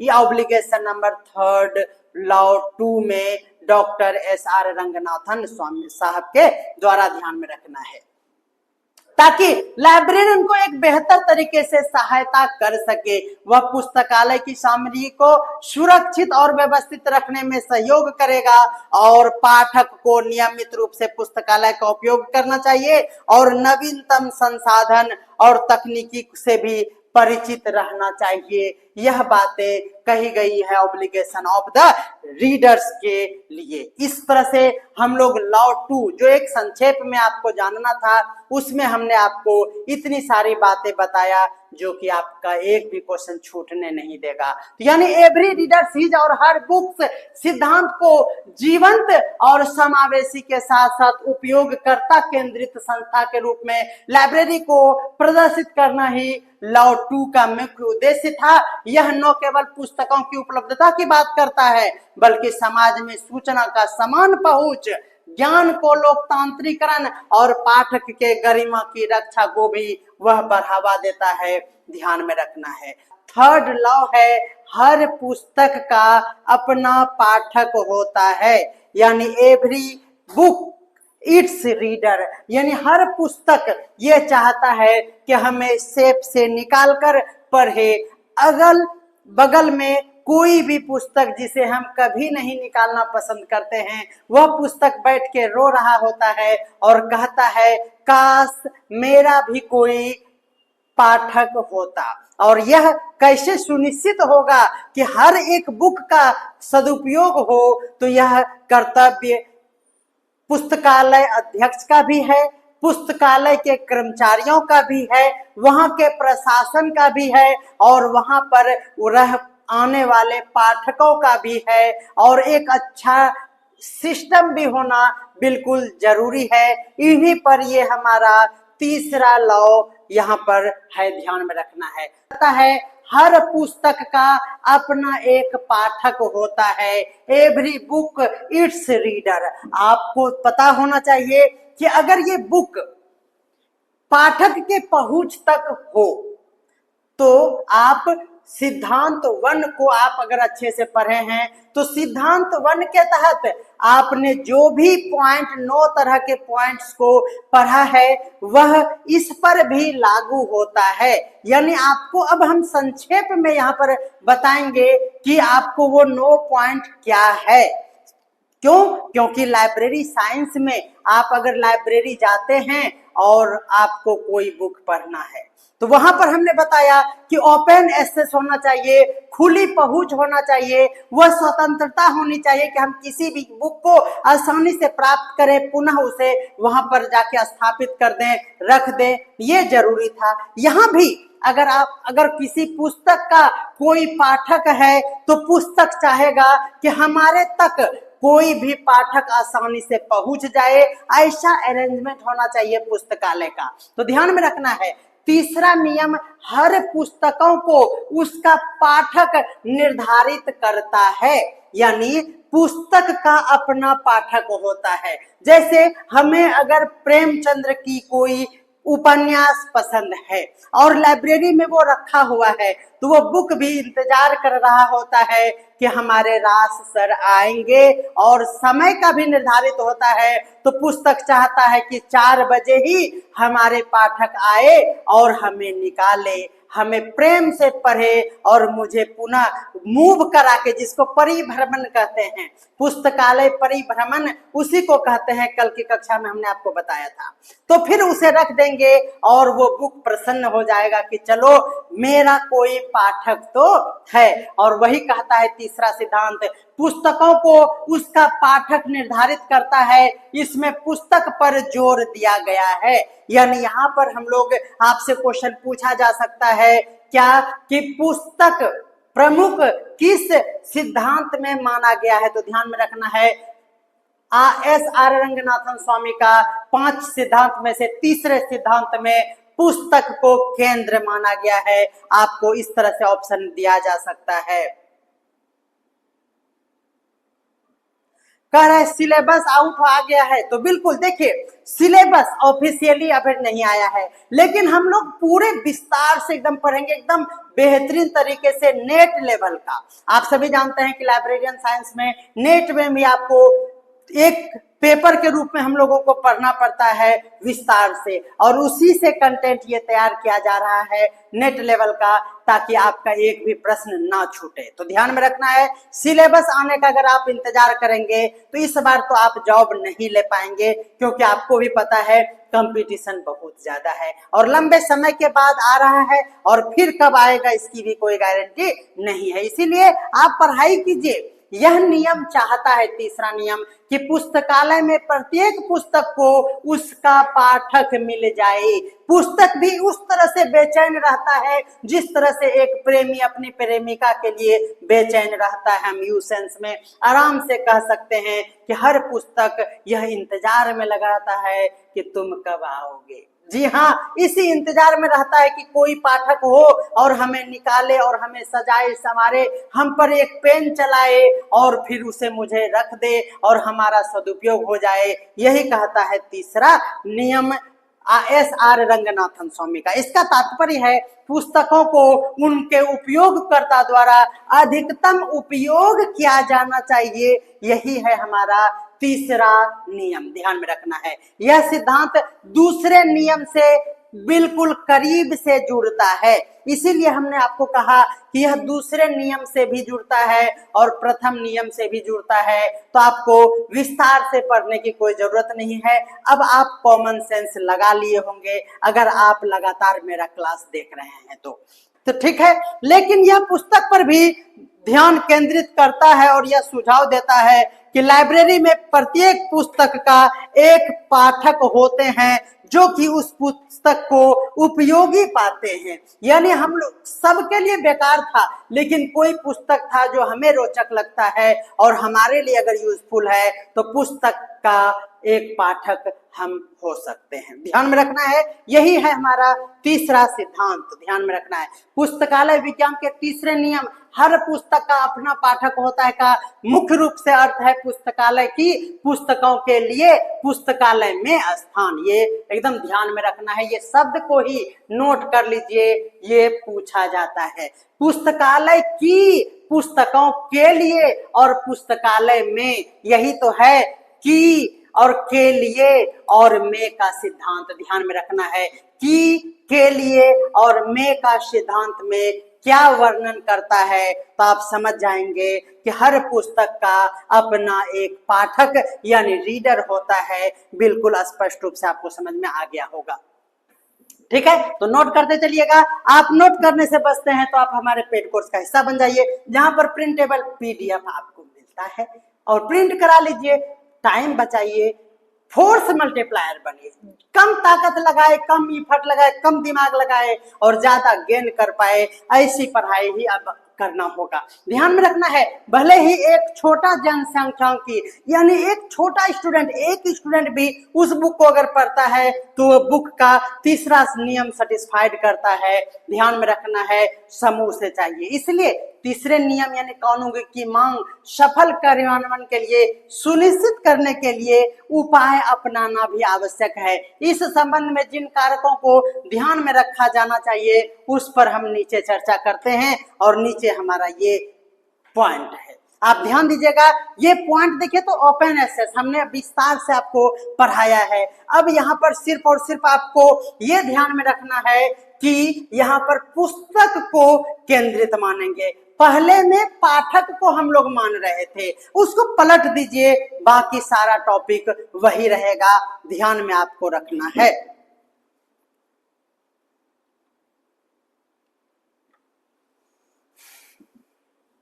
चलिए, आपका कमेंट आ रहा है कि वैकेंसीज का कुछ, वैकेंसी का पूरा पता है। आप यहाँ पर ध्यान रखें कि अभी टीआरई का मौसम है, इसीलिए टीआरई हर एक यूट्यूबर्स के द्वारा किया जा रहा है, जबकि लाइब्रेरी का वैकेंसी साथ ही आ जाएगा। बिल्कुल, यह एक चुनावी मुद्दा भी है, इसीलिए इसका वैकेंसी आना बिल्कुल तय है। अगर आप ज्यादा दिमाग लगाएंगे तो आप पीछे रह जाएंगे। आपसे मैं बार बार रिक्वेस्ट करता हूं कि पढ़ाई पर ध्यान दें, पढ़ ले। आपने अगर लाइब्रेरी साइंस पढ़ रखा है, आपने B.Lib और M.Lib किया है, तो आपका ये टाइम जो आप हमारे साथ बिताएंगे, 2 घंटा डेली क्लास करेंगे, यह व्यर्थ नहीं जाएगा।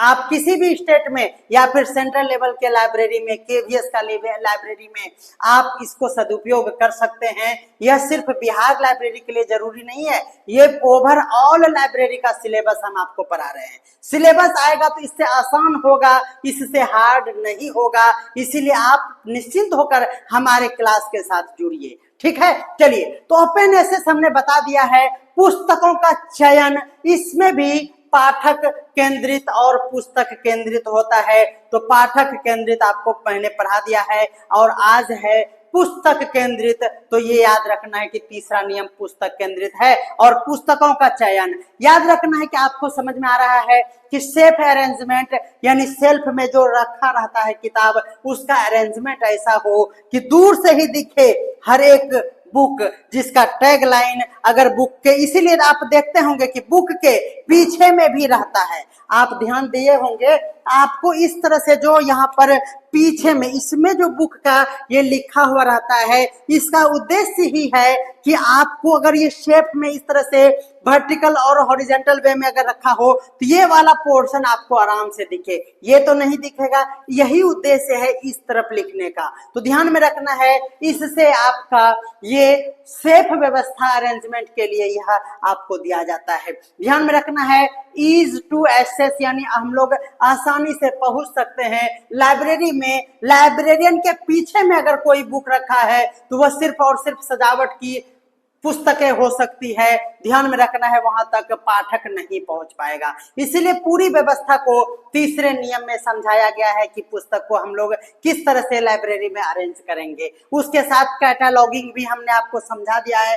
कैटलॉग बनाते हैं हम लोग, वहां पे प्रदर्शित करते हैं कि इतने सारे बुक्स नए नए अपडेट हुए हैं।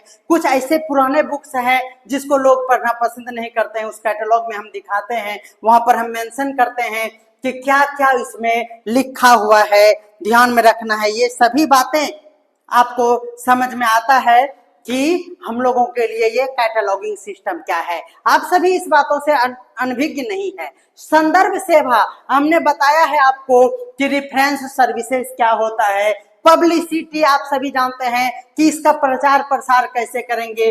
बोर्ड पर हम एक पेपर टेम्पलेट टाइप का साटेंगे, उसमें पोस्टर चिपकाएंगे। कोई भी न्यू अराइवल या ओल्ड बुक है जिसको कोई पढ़ नहीं रहा है लेकिन आप जानते हैं कि उसका यूज हो, तो आप उसको अरेंज करेंगे। इस तरह से सजाया जाता है, ध्यान में रखना है। और विस्तार सेवा यानी एक्सटेंशन सर्विसेज की भी बातें हमने आपको समझाया है, आप इसे आराम से समझ सकते हैं। ये बातें अब इसको हम डिटेल्स में इसीलिए नहीं कर रहे हैं कि यही सारी बातें आपको पाठक केंद्रित करके हम पढ़ाए हैं। ध्यान में रखना है, पाठक केंद्रित करके पढ़ाए, और अब तीसरे नियम में हम पुस्तक केंद्रित करके पढ़ा रहे हैं, और यही है हमारा third law.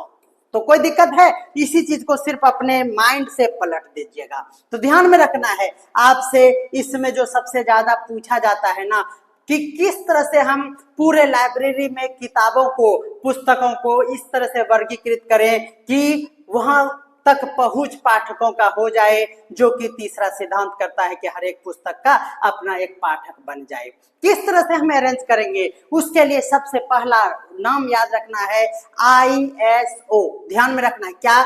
ISO that is international organisation for standardisation. ध्यान में रखना है, यह क्या है? यह ISO एक अंतर्राष्ट्रीय मानकीकरण की संस्था है जो विभिन्न क्षेत्रों में मानक यानी स्टैंडर्ड को विकसित करता है, और यह पुस्तकालयों के लिए तकनीकी मानक प्रदान करते हैं, जैसे कि डेटा फॉर्मेट या फिर रिकॉर्डिंग फॉर्मेट आदि। यह विषय वर्गीकरण प्रणाली से जुड़ा हुआ नहीं है, लेकिन ऑप्शन में आप सभी को दिया जाता है। इसीलिए आप जान लीजिए कि ISO अगर ऑप्शन में रहे तो आपको ध्यान में रखना है कि यह क्या है। तो यह तकनीकी मानक प्रदान करता है, यानी किस तरह से इसकी गुणवत्ता और इसका एक स्टैंडर्ड जिस तरह से यूनिट होता है उसको प्रदर्शित करने के लिए है। और वर्गीकरण में ISO को देकर आपको क्वेश्चन पूछा जाएगा, तो आपको कंफ्यूज नहीं होना, ध्यान में रखना है। आपको दूसरा ये भी ऑप्शन में रह सकता है AACR2। याद रखना है, एंग्लो अमेरिकन कैटालॉगिंग रूल्स, ये सेकेंड एडिशन है। इस 2 का मतलब यही है। तो ये क्या है आपको ये भी समझना चाहिए। यह एक कैटालॉगिंग नियम है। आपसे जब कभी क्वेश्चन पूछा जाएगा कैटालॉगिंग से, तो आपको ध्यान में रखना है AACR2 एक कैटालॉगिंग प्रणाली है जो पुस्तकालय की सामग्री का विवरण और उसके प्रवेश यानी डिस्क्रिप्शन और एक्सेस पॉइंट के लिए प्रयोग किया जाता है। यह किसी दस्तावेज का नाम, लेखन, प्रकाशन आदि को कैसे लिखा जाए इसके लिए यह बतलाता है। यानी यह भी क्या है, वर्गीकरण प्रणाली में यूज होगा। क्या आपको ध्यान में रखना है, इसका यूज भी नहीं होगा। बिल्कुल आपको ये याद रखना है, नाम, लेखक और प्रकाशन से संबंधित डिस्क्रिप्शन कैटालॉगिंग नियम में आपको AACR2 के माध्यम से समझ में आता है, ध्यान में रखना है। ठीक है, उसके बाद आपको यह समझ में आता है कि DDC यानी ड्यूवे डेसिमल क्लासिफिकेशन, DDC एक विश्व प्रसिद्ध विषय का वर्गीकरण प्रणाली है। अब आपको यहां समझ में आ गया कि क्लासिफिकेशन के लिए DDC का यूज निश्चित तौर पर करेंगे, ध्यान में रखना है। जिसमें क्या है, ये मेलविल आपको बताए थे हम, मेलविल जो है आपको विस्तार से बताए थे कि अमेरिकन ये पुस्तकालय अध्यक्ष थे और इनको हम लोग विस्तार से पढ़ चुके हैं। इनके द्वारा विकसित किया गया ये DDC प्रणाली है जो वर्गीकरण के लिए यूज होता है। यह संख्याओं के माध्यम से विषयों के वर्गीकरण करता है।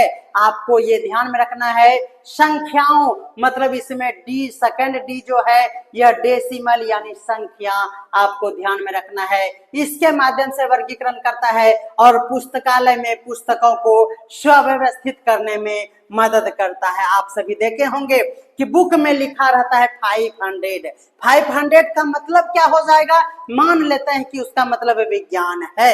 तो याद रखना है कि विज्ञान के सभी पुस्तकों में 500 का होगा और जब एक कैटलॉग तैयार किया जाएगा वर्गीकरण के लिए तो वहां पर 500 चुनेंगे और हम लोग वहां तक पहुंच जाएंगे। तो यह है हमारे हर एक पुस्तक तक रीडर पहुंचाने का बेहतरीन व्यवस्था।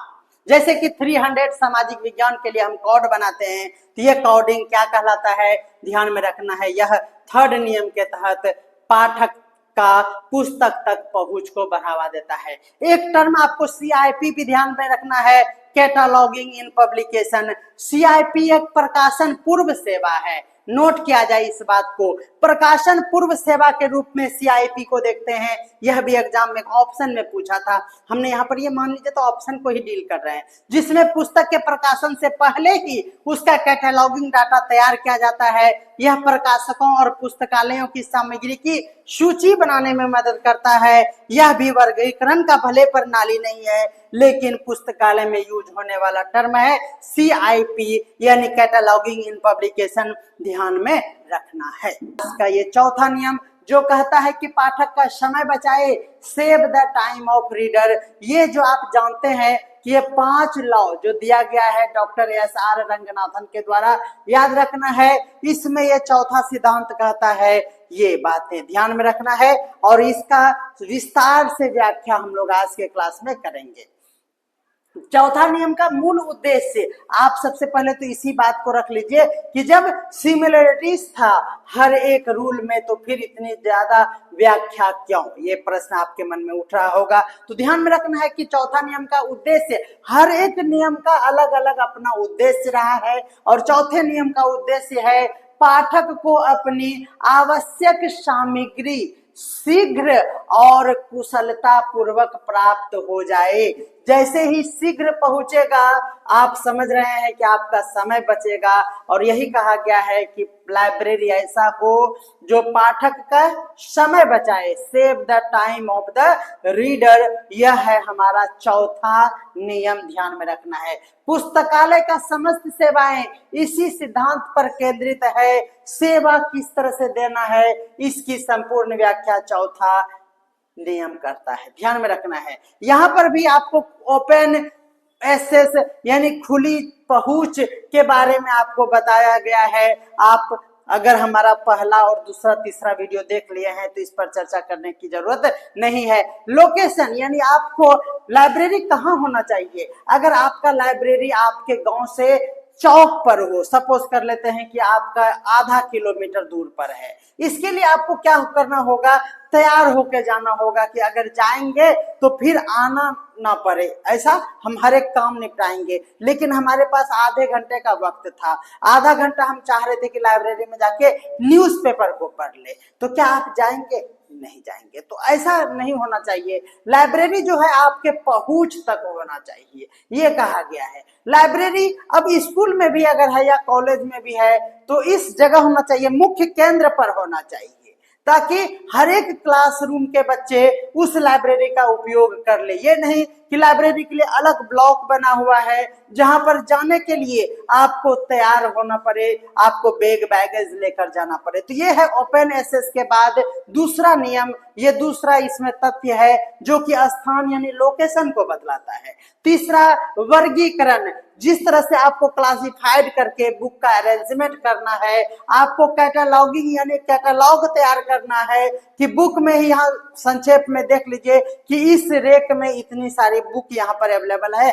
आप ऐसे करके नजर को इतना दूर से जाकर वहां आप उतना खोजेंगे, उससे बढ़िया है आप लीजिए कैटलॉग में देख लीजिए कि आपका बुक हमारे लाइब्रेरी में है या नहीं है। उसी तरह से सेल्फ की व्यवस्था, यानी अलग अलग ग्रुप के बुक को अलग अलग शेप में रखा जाना चाहिए।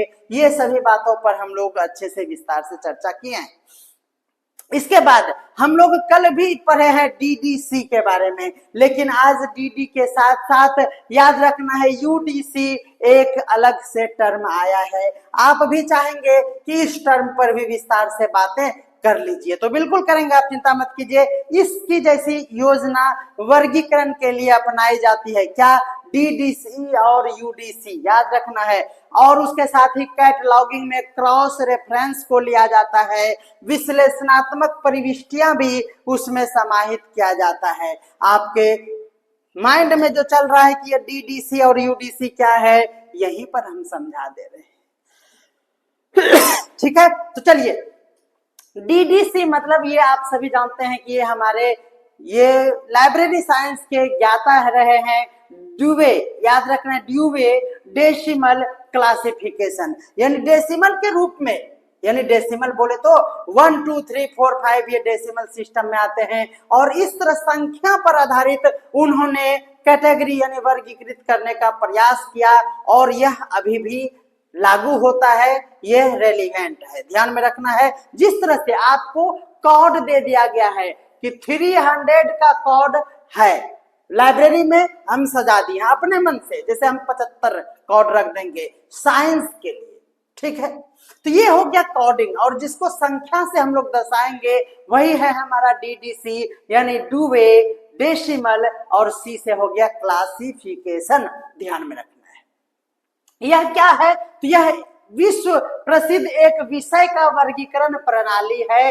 याद रखना है, विषय वर्गीकरण प्रणाली के तहत आपको डीडीसी जानना होता है। दोनों को कंपेयर करके आपको बताएंगे, चिंता मत कीजिए। जिसे मेलविल ड्यूवी, यही है हमारा ड्यूवी, याद रखना है, द्वारा विकसित किया गया था। आपको ध्यान में रखना है हर एक बात। यह संख्या के माध्यम से, संख्या मतलब जिस तरह से यहाँ बताया गया कि 501 संख्या है और ये विज्ञान के लिए कोडिंग किया गया है, ठीक है। अब 300 अगर सामाजिक विज्ञान पे है तो 300 ए बी सी डी, यानी 300 आप देखेंगे, इसका मतलब समझ जाएंगे। वहां पर सामाजिक विज्ञान नहीं लिखा रहेगा, लेकिन वहां पर आपको समझ में आ जाएगा कि यह 300 का मतलब क्या है, सामाजिक विज्ञान है। यह संख्या के माध्यम से विषयों के वर्गीकृत करने के लिए यूज होता है, और पुस्तकालय में पुस्तकों को सुव्यवस्थित करने का एक बेहतरीन तरीका है। तो डीडीसी रहने के बावजूद आपको यूडीसी क्यों पढ़ना पड़ा, तो याद रखना है ये यूनिवर्सल डेसिमल क्या है, क्लासिफिकेशन है। बस डी के बदले यू यहाँ पर आया है, जिसका अर्थ होता है यूनिवर्सल। आपसे पूछा जा सकता है यूडीसी में यू का अर्थ क्या होता है, तो आपको ध्यान में रखना है यूनिवर्सल क्या है, यूनिवर्सल है, इसका मतलब यह एक अंतरराष्ट्रीय स्तर की स्वीकृत विषय वर्गीकरण की ही प्रणाली है, यानी इसका समानार्थक ही है, लेकिन यह इंटरनेशनल लेवल पर होता है, ध्यान में रखना है। और यह वैज्ञानिक, नोट किया जाए, यह ऑप्शन में रहेगा, वैज्ञानिक और तकनीकी विषयों की गहराई से वर्गीकरण में अत्यंत उपयोगी होता है। जहां पर बहुत सारा वेरिएशन देखने को मिलता है पुस्तकों में, यहाँ पर हम लोग डीडीसी का यूज नहीं करके यूडीसी यानी यूनिवर्सल डेसिमल सिस्टम, इसमें भी संख्या का यूज होगा, लेकिन याद रखना है संख्या के साथ साथ यहाँ पर प्लस माइनस स्टार हैशटैग ये सभी चिन्हों का यूज किया जाता है, यह पूछा गया है क्वेश्चन। तो ध्यान में रखना है आप सभी को, यूडीसी की उत्पत्ति डीडीसी से ही हुई है, लेकिन ये इसका क्षेत्र यानी यूडीसी का क्षेत्र जो है वो विस्तृत है और बहुत ही लचीला है, यानी आपको इसे आसानी से यूज कर सकते हैं। और इसके साथ ही आपको जानना है कि यह एक बहुआयामी बनाया गया है, यानी हम लोग इसको अलग अलग मल्टीपल सेक्टर में इसको यूज करते हैं और आसानी से अरेंज कर पाते हैं। इसे 20वीं शताब्दी के शुरुआत में विकसित किया गया है, याद रखना है, बेल्जियम के पॉल ओटल, नोट याद कर लीजिए एकदम बिल्कुल आपको, बेल्जियम ये किसके द्वारा बनाया गया है, ध्यान में रखना है कि बेल्जियम के पॉल ओटल और हेनरी लॉफेंट के द्वारा, याद रखना है लॉफेंट ने इस नियम का प्रतिपादन किया है, याद रखना है यूडीसी यानी यूनिवर्सल डेसिमल सिस्टम, आपको बिल्कुल ध्यान में रखना है। क्या आपसे मैं एक बार निवेदन कर लूं कि आप जब भी लाइव जुड़ते हैं तो आप इसे एक बार स्टेटस लगा दीजिए, करवद प्रार्थना करते हैं। हम यूट्यूब पर बिल्कुल नए हैं तो ध्यान में रखना है, आपके सपोर्ट से ही हमारा मनोबल बुलंद रहेगा और हम अपना सारा एनर्जी लाइब्रेरी साइंस में और लाइब्रेरियन के बहाली में लगा पाएंगे। आप हमें भरपूर सहयोग करें, आपके मित्र जो भी लाइब्रेरियन बनना चाहते हैं उसे व्हाट्सएप ग्रुप से भी जोड़िए, आप इस ग्रुप में एडमिन के रूप में बन के आप ऐड कर सकते हैं, यानी आपको ऐड करने का परमिशन दे दिया गया है। आप अपने मित्रों को जोड़ लीजिए और स्टेटस भी लगा दीजिए, अपने फेसबुक पर भी शेयर कर देंगे तो मेहरबानी होगी, एकदम निश्चित। ये आप अपना ड्यूटी समझें और लाइक जरूर करें, लाइक करने से हमारा वीडियो बूस्ट होता है और कुछ बात नहीं है, मोटिवेशन इससे कुछ बात नहीं, ये जैसे इंप्रेशन होता है ना, ये 10 ठो को भेजता है यूट्यूब, अगर आप लाइक ज्यादा करेंगे तो वह 10 के बदले 10,000 तक वो भेजेगा और हमारा प्रमोशन आपके थ्रू हो जाएगा। इसीलिए मैं बार बार रिक्वेस्ट नहीं करूंगा, आप इसे माइंड करें, ठीक है।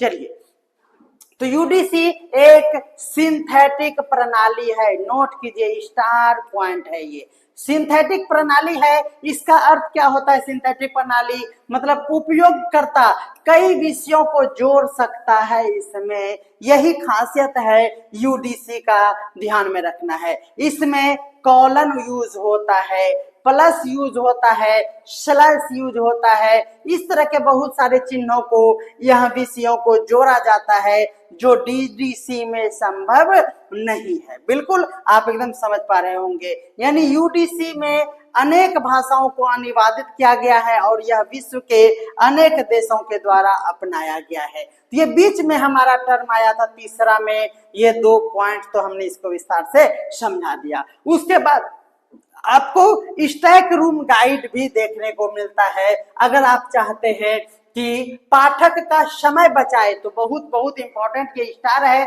जो पहले दूसरे में ये नहीं था, तो इसको नोट किया जाए, क्योंकि ओपन एसेस पहले में था लेकिन ये नहीं था, जैसे डीडीसी था लेकिन इसमें यूडीसी आता है, तो यूडीसी उसमें नहीं था। तो ये सब जो बारीकी अंतर है उसको देखना है। ये हमारा स्टैक रूम गाइड क्या है, स्टैक रूम गाइड जो प्रवेश द्वार पर आपको इंस्ट्रक्शन यानी निर्देशिका देखने को मिलता है वह क्या है आपका, यही है क्या, स्टैक रूम गाइड, इसको एसआरजी कहेंगे। आपसे क्वेश्चन पूछा जाता है एसआरजी का फुल फॉर्म, एस का मतलब, आर का मतलब और फिर आपको जी का मतलब भी पूछा जाता है, तो याद रखना है एसआरजी का यूज किसमें किया जाता है, ध्यान में रखना है, आपको चौथे नियम में यह आपको देखने के मिलता है। आपसे क्वेश्चन पूछा जाएगा यूडीसी यानी यूनिवर्सल डेसिमल सिस्टम, आपको यूडीसी मतलब क्या याद रखना है? यूनिवर्सल। एकदम रटिए रटिए, ऐसे काम नहीं चलेगा। उसके साथ ही आपको ध्यान में रखना है क्या? तो याद रखना है क्या होगा? तो याद रखना है कि वापसी की प्रक्रिया, यानी पुस्तक को जारी करना, यानी किसी के नाम से इशू करना। यहाँ पुस्तक छूट गया है ना? पुस्तक को क्या करना? जारी करना, यानी किसी को देना, और उसकी वापसी यानी रिटर्न करना, जिसको क्या कहा जाता है इंग्लिश में? सर्कुलेशन। लेन देन, लेना देना, लेकिन बिना कोई शुल्क के, या मिनिमम शुल्क सिक्योरिटी मनी के रूप में आपसे लिया जाता है, ताकि आप पुस्तक लेकर भाग ना जाएं। ठीक है ना? फिर वापस हो जाता है। तो यह भी इसमें प्रक्रिया है। संदर्भ सेवा, रेफरेंस सर्विसेज आपको हमने पढ़ा दिया है। यहाँ पर एक अलग से आता है प्रलेखन सेवा, जिसको कहते हैं डॉक्यूमेंटेशन सर्विसेज। डॉक्यूमेंटेशन सर्विसेज क्या है? तो याद रखना है कि यह अनावश्यक खोज को कम करके समय का बचत करता है। अनावश्यक खोज से आप लाइब्रेरी आए और आप उसको खोजने में ही व्यस्त रह गए, तो याद रखना है आप सभी को, इसके लिए बचाने का काम करता है आपका ये डॉक्यूमेंटेशन सर्विसेज, यानी प्रलेखन सेवा। आपको ध्यान में रखना है। तो आपको एकदम बिल्कुल समझ में आ रहा होगा। तो जो भी एक्स्ट्रा पॉइंट है उसे नोट कर लेंगे। आपको यहाँ पर भी समय बचाएगा यदि आपके लाइब्रेरी में स्टाफ कोऑपरेटिव है, सहयोग कर्ता के रूप में अगर आपको स्टाफ मिलता है तो आपका समय बचाता है। चलिए फिफ्थ लॉ, ऐसा रंगनाथन साहब ने अपने प्रतिपादित पुस्तकालय विज्ञान के सिद्धांतों में 5 नियम दिए हैं, और उसमें लास्ट नियम है पुस्तकालय एक बढ़ता हुआ जीव है, यानी the library is a growing organism. और इसी पर हम लोग विस्तार से चर्चा करेंगे। ध्यान देना है, डॉक्टर SR रंगनाथन साहब ने क्या कहा, ध्यान में दीजिएगा। इन्होंने प्रतिपादित पुस्तकालय विज्ञान के 5 नियम में यह कहता है, 5वां नियम, कि पुस्तकालय एक जीव की तरह होता है जो समय के साथ विकसित होता है, और यह नियम पुस्तकालय के निरंतर विकास और परिवर्तन की आवश्यकताओं को रेखांकित करता है। यानी आपको विकास के साथ साथ लाइब्रेरी में जो परिवर्तन का एक सिद्धांत है उसे रेखांकित करता है। ठीक उसी प्रकार जिस तरह से जीवों के विकास में भी परिवर्तन का दौर आता है, जिस तरह से आप जब बाल्यावस्था से किशोरावस्था में जाते हैं तो अन्य परिवर्तन जो हमारे शारीरिक परिवर्तन होते हैं, हमारे मानसिक परिवर्तन होते हैं, उसी तरह से वहां के साज सज्जा में, वहां के क्षेत्रफल में, यानी क्षेत्रफल बोले तो यानी उसके एरिया में भी हम लोग विस्तार करते हैं। छोटे से लाइब्रेरी से हम लोग बृहत रूप में उसको विकास करते हैं। 1 फ्लोर से लेकर हम लोग 2 फ्लोर 3 फ्लोर तक का लाइब्रेरी बनाते हैं, और इसका क्रम हम लोग चाहते हैं कि आगे भी बढ़ता रहे, उसका ब्रांचेज यहाँ से और भी एरिया में फैले, यह भी हम लोगों की सोच होती है। यही है 5वां नियम, जहां पर वृद्धि और विकास के साथ हम लोग लाइब्रेरी के हर एक पहलू को स्टडी करेंगे, ध्यान में रखना है। चलिए, पुस्तकालय एक सामाजिक संस्थान है और यह एक जीव की तरह बढ़ता रहेगा, यही कहा गया है 5वें नियम में। ध्यान रखिएगा, आप सभी इस कोर्स को अपने स्टेटस में लगाइए, प्लीज आपसे निवेदन करते हैं, आप इसे स्टेटस में लगाइए, व्हाट्सएप ग्रुप से जुड़िए, और आपको यहाँ पर नोटिफिकेशन मिलेगा। यूट्यूब पर भी क्लासेस चलते रहेंगे, लेकिन अरेंज ऑर्डर में आपको नहीं मिल पाएगा, परेशानी होगी, कहीं एक क्लास छूट जाए, ऐसा ना हो कि उसी क्लास से मैक्सिमम क्वेश्चंस आ जाए, क्योंकि आप सभी जानते हैं कि हमारा लेवल नेट लेवल का है। ध्यान में रखना है, आपको यहाँ पर रिसर्चर के रूप में आपको अध्ययन करना है। यह एक कानून पर्यावरण में बदलाव के बजाय आंतरिक बदलाव की आवश्यकता पर अधिक ध्यान केंद्रित करता है। यह बातें आपको ध्यान में रखना है। 5वां सिद्धांत जो है वह कानून जो है पर्यावरण में बदलाव, यानी विद्यालय के बाहरी दिखावटी इसमें बदलाव के बजाय वह आंतरिक विकास पर जोर देता है। आंतरिक बदलाव की आवश्यकता पर यह केंद्रित है हमारा 5वां सिद्धांत, या फिर लॉ कहेंगे। ध्यान में रखना है, डॉक्टर रंगनाथन साहब ने तर्क देते हुए कहा है कि पुस्तकालय संगठनों को एक कर्मचारियों और भौतिक संग्रह और संरक्षक उपयोग में वृद्धि को ही समायोजित करना चाहिए। ये क्या है, ध्यान में रखना है, कर्मचारियों में वृद्धि, यानी जिस तरह से आप लाइब्रेरी को आगे विकसित करते जा रहे हैं, कर्मचारियों की संख्या में भी वृद्धि हम लोग करेंगे, सुविधाओं में वृद्धि करेंगे, उसके साथ ही आपको भौतिक संग्रह कहने का मतलब है पुस्तक में वृद्धि करेंगे। भौतिक संग्रह दैट मीन्स पुस्तक के संग्रह को विकसित करेंगे, विस्तार करेंगे, और उसके साथ ही संरक्षण उपयोग में भी वृद्धि करेंगे कि किस तरह से हम लोग पुस्तकों का संरक्षण करें ताकि वह यूज्ड के बाद भी वह एकदम नया लुक दे और रीडर्स को, पाठक को आकर्षित करे। यह बातें आपको ध्यान में रखना है। इसके साथ ही आप देखेंगे कि इसमें भौतिक भवन, जो हमने कहा भवन निर्माण से संबंधित है हमारा यह क्या, तो पुस्तकालय का 5वां नियम, जिस तरह से भवन का निर्माण करेंगे तो इससे क्या होगा, वृद्धि होगा। उसी तरह से जिस तरह जीवों में वृद्धि होता है, पढ़ने का क्षेत्र को बढ़ाएंगे, दायरा बनाएंगे, एक्स्ट्रा टेबल चेयर का को भी लगाकर हम लोग 10 पाठक से 20 पाठक, 20 से 100, 100 से 1000 कैपेसिटी वाला लाइब्रेरी को विकास करेंगे। और यह विकास का क्रम की तुलना जीव के विकास से किया गया है। जिस तरह से बाल्यावस्था से लेकर प्रौढ़ावस्था तक विकास का क्रम चलते रहता है, कहा गया है कि पुस्तकालय में भी इसी तरह से वृद्धि देखा जाता है। इन सभी तथ्यों को देखते हुए, जैसे शेफलिंग, याद रखना है, कैटलॉग के लिए जगह में वृद्धि की अनुमति देना, ये सिद्धांत में शामिल है। ध्यान में आप सभी को रखना है।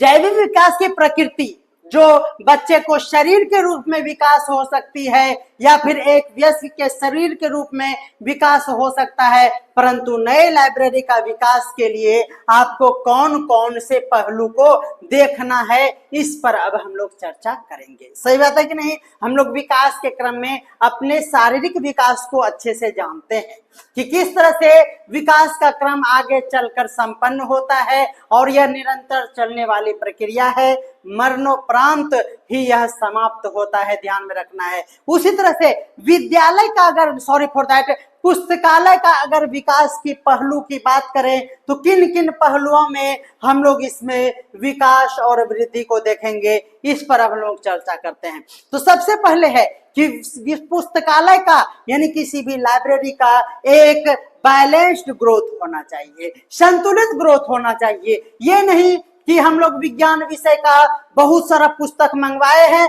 और फिर विज्ञान विषय का ही पुस्तक और भी मंगवा लिए, और हमारा अन्य विषय जो कि 1-2 किताबें था उस पर हम लोगों का ध्यान नहीं गया। तो आपको सबसे पहले तो यही करना है कि बैलेंस होना चाहिए, आपका संतुलित विकास होना चाहिए। यह बातें आपको ध्यान में रखना है। पुस्तकालय अध्यक्ष आप बनेंगे तो यह ध्यान में रखिएगा कि उन पुस्तकों को हम लोग अच्छे से रखेंगे जिसका रीडर्स ज्यादा आकर्षित हो रहा है। लेकिन ये बातें भी नहीं भूलना है कि जिसका रीडर नहीं है उसका भी आपको पब्लिसिटी करना है, उसके लिए भी पाठक जुटाना है, ताकि हमारा पहला, दूसरा, तीसरा और चौथे नियम का भी उल्लंघन ना हो। ध्यान में रखना है।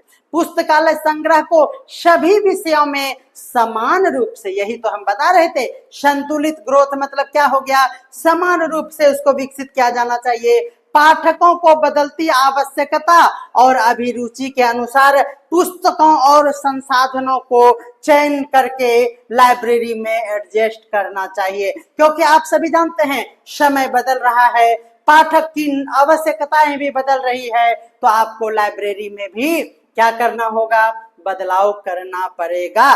तो यही है, बदलाव को हम लोग वृद्धि और विकास के क्रम में हम लोग जानते हैं, और यह एक जीव की तरह ही विकसित होता है। ध्यान में रखना है।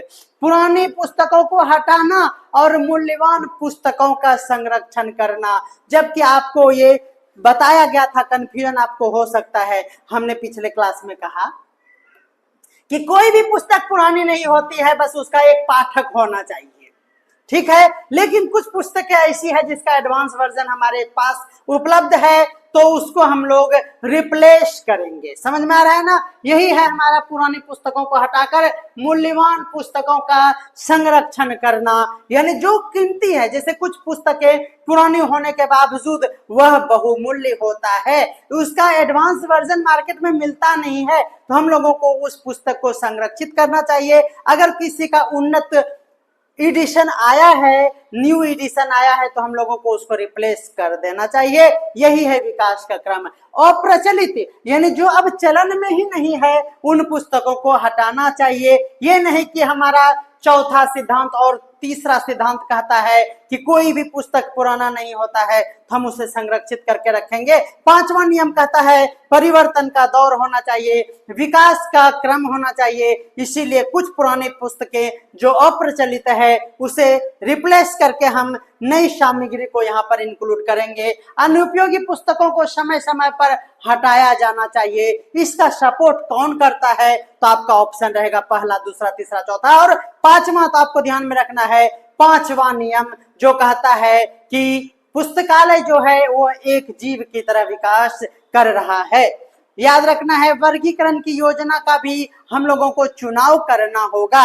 वर्गीकरण के योजना में हम लोग कई तरह के वर्गीकरण पढ़ चुके हैं, याद रखना है। उसी तरह से हम लोगों को विशेष रूप से किसका चयन करना चाहिए उस जरूरत के अनुसार, तो इसका भी ध्यान आपको लाइब्रेरी अध्यक्ष बनने के बाद रखना होगा। ध्यान में रखना है कि ऐसी वर्गीकरण प्रणाली अपनाइए जिससे कि भविष्य में ज्ञान का विस्तार का समायोजित तरीके से विकास हो। ध्यान में रखना है जैसे कि आप डीडीसी यानी डुवे डेसिमल सिस्टम को आप यूज कर रहे हैं, लेकिन अगर आप उसे रिप्लेस करते हैं यूडीसी से, यूनिवर्सल डेसिमल क्लासिफिकेशन से, तो और भी बेहतर होगा। और इसे क्या कहेंगे? किसी एक सिस्टम को रिप्लेस करके कोई अन्य सिस्टम को लागू करना, यही है वृद्धि और जीव के तरह ही इसका विकास माना जाएगा। ध्यान में आप सभी को रखना है। उसी के साथ कैटलॉग कोड का भी चुनाव करते हैं। कैटलॉगिंग का भी अलग अलग सिस्टम होता है। हम लोग अगर साधारणतया कैटलॉगिंग सिस्टम अपनाते हैं तो उसको भी विस्तार से हम लोग करेंगे, उन्नत तरीके से, नवीनतम तरीके से करेंगे। यही तो है जीव की तरह वृद्धि। उम्मीद करते हैं कि आप समझ पा रहे होंगे। अगर आप YouTube पर क्लास देख रहे हैं तो प्लीज आप चैनल को सब्सक्राइब कर लीजिए। सब्सक्राइब करेंगे तो आप कमेंट कर पाएंगे। हम देखते हैं कि लाइव हमारे साथ बहुत सारे स्टूडेंट जुड़े हैं, कमेंट बहुत कम आ रहा है, हमें लग रहा है कि कमेंट बॉक्स इनेबल नहीं है। याद रखना है हमारा YouTube का सेटिंग रहता है जहां पर कमेंट तभी आप कर पाएंगे जब हमारे चैनल को आप सब्सक्राइब करेंगे। ये थोड़ा सा सपोर्ट के लिए जबरदस्ती है, कोई बात नहीं है। ध्यान में रखना है कैटलॉग की ऐसी प्रणाली होनी चाहिए, क्योंकि बहुत सारी प्रणाली है जो नए प्रकार के दस्तावेज को व्यवस्थित अच्छे तरीके से कर सके। जैसे CCC यानी क्लासिफाइड कैटलॉग कोड है, AACR Anglo American cataloguing rules है। इसके तहत हम लोग इस रूल को अपनाकर कैटलॉगिंग कर सकते हैं। कैटलॉगिंग क्या है ये बताने की अब जरूरत नहीं है, क्योंकि हमने सभी रूल को एक एक दिन में अच्छे से पढ़ाया है और मेरा उद्देश्य ही था कि एक भी क्वेश्चन आपका ना छूटे, इसका हम प्रयास करते रहे हैं। आपको समझ में आ रहा है आधुनिकीकरण यानी मॉडर्नाइजेशन में भी हम लोगों को बहुत सारी परेशानियां होती है लाइब्रेरी में जाकर अध्ययन करने में। इसका ध्यान रखना होगा। पुस्तकालय में अधिग्रहण, उनके सूचीकरण, उसके प्रसंवन, उसके परामर्श सेवा आदि कार्यों में सभी को अगर कंप्यूटरीकृत किया जाए, कंप्यूटराइज किया जाए तो और भी सुविधाजनक होगा और पाठक को अपने ओर आकर्षित कर पाएंगे। ध्यान में रखना है डिजिटल लाइब्रेरी और ई संसाधन का समावेशन आज के युग की मांग है। इसमें भी हमारे SR रंगनाथन साहब का ये रूल काम करता है। आप सोच सकते हैं कि क्या है इसका लेवल। स्टाफ में भी वृद्धि करना होगा निश्चित तौर पर और प्रशिक्षण उनको देना होगा। जैसे जैसे पुस्तकालय का आप आकार बढ़ाते हैं आपको क्या करना पड़ेगा, तो जरूरत के अनुसार आपको स्टाफ में भी वृद्धि करना होगा। स्टाफ का कैसा प्रवृत्ति होना चाहिए यह आप सभी जान रहे थे, हम भी उसको अच्छे से बताए हैं। ध्यान में रखना है, नियमित प्रशिक्षण के साथ साथ स्किल डेवलपमेंट की जरूरी आपको समझना होगा। क्या? पुस्तकालय के वृद्धि और विकास के लिए पुस्तकालय में भवन भविष्य के लिए प्रावधान भी होना चाहिए। ऐसा लाइब्रेरी हो कि अगर हमारे पास जरूरत हो तो उसको हम लोग आगे बढ़ाकर, ध्यान में रखना है, आगे बढ़ाकर हम उसके एरिया को भी विस्तार कर सकें। हम लोग उसके वर्टिकल यानी ऊर्ध्वाधर या फिर आपको क्षैतिज तरीके से हम लोग विकास यानी इस तरह से चौड़ाई भी बढ़ा दें, उसकी ऊंचाई भी बढ़ा दें। ऐसा हमारे पास लाइब्रेरी का क्या होना चाहिए? तो ध्यान में रखना है, उसका क्षेत्र होना चाहिए। यही कहा गया है, भवन निर्माण भविष्य में वृद्धि को ध्यान में रखकर योजना बनाने चाहिए, चाहे वो क्षैतिज यानी हॉरिजॉन्टल हो या ऊर्ध्वाधर यानी वर्टिकल हो, तो उसका विस्तार की संभावना लाइब्रेरी में होनी चाहिए। तब हमारा 5वां नियम सत्य कहलाएगा। यह ध्यान रखना है, वहां पर सुरक्षा के भी उपाय होने चाहिए। बढ़ती उपयोगकर्ता की संख्या के साथ सुरक्षा की भी आवश्यकता बढ़ती है। एक ही प्रवेश निकास द्वार, खिड़कियों पर ग्रिल, सीसीटीवी कैमरे आदि पर भी ध्यान देना चाहिए अगर आप चाहते हैं कि समुचित तरीके से हमारा लाइब्रेरी वर्क करे। ध्यान में रखना है, इस तरह से पुस्तकालय में हम लोगों ने देखा कि 8 तरीके का मानदंड है जिसके तहत हम यह साबित करते हैं कि पुस्तकालय एक जीव के तरह कार्य करता है। पुस्तकालय एक गतिशील संस्था है। आपसे क्वेश्चन पूछा जाता है पुस्तकालय क्या है, आपको ऑप्शन में बहुत सारे चीज रहेंगे, आपको ये टर्म याद रखना है, पुस्तकालय एक गतिशील संस्था है और जिसे समय के अनुसार विकसित होना चाहिए। और यह केवल संग्रह करने का स्थान नहीं बल्कि सीखने, खोज करने, सांस्कृतिक विकास करने का एक केंद्र माना जाता है। और यह साबित होना चाहिए कि लाइब्रेरी अगर है तो वहां खोजकर्ता के लिए खोज की सुविधा, किसी लर्नर के लिए सीखने की व्यवस्था, वहां पर सांस्कृतिक विकास करने के लिए वहां पर समुचित इन्वायरमेंट होना जरूरी है। पुस्तकालय समय के साथ स्वयं को अद्यतन नहीं करता तो वह अपनी प्रासंगिकता खो देगा। और इसीलिए 5वां नियम कहता है कि भविष्य के लिए तैयार रखने की प्रेरणा मिलती है। 5वें सिद्धांत से आपको ध्यान में रखना है। उम्मीद करते हैं कि एकदम बेहतरीन तरीके से आप 5वां नियम भी समझ चुके हैं।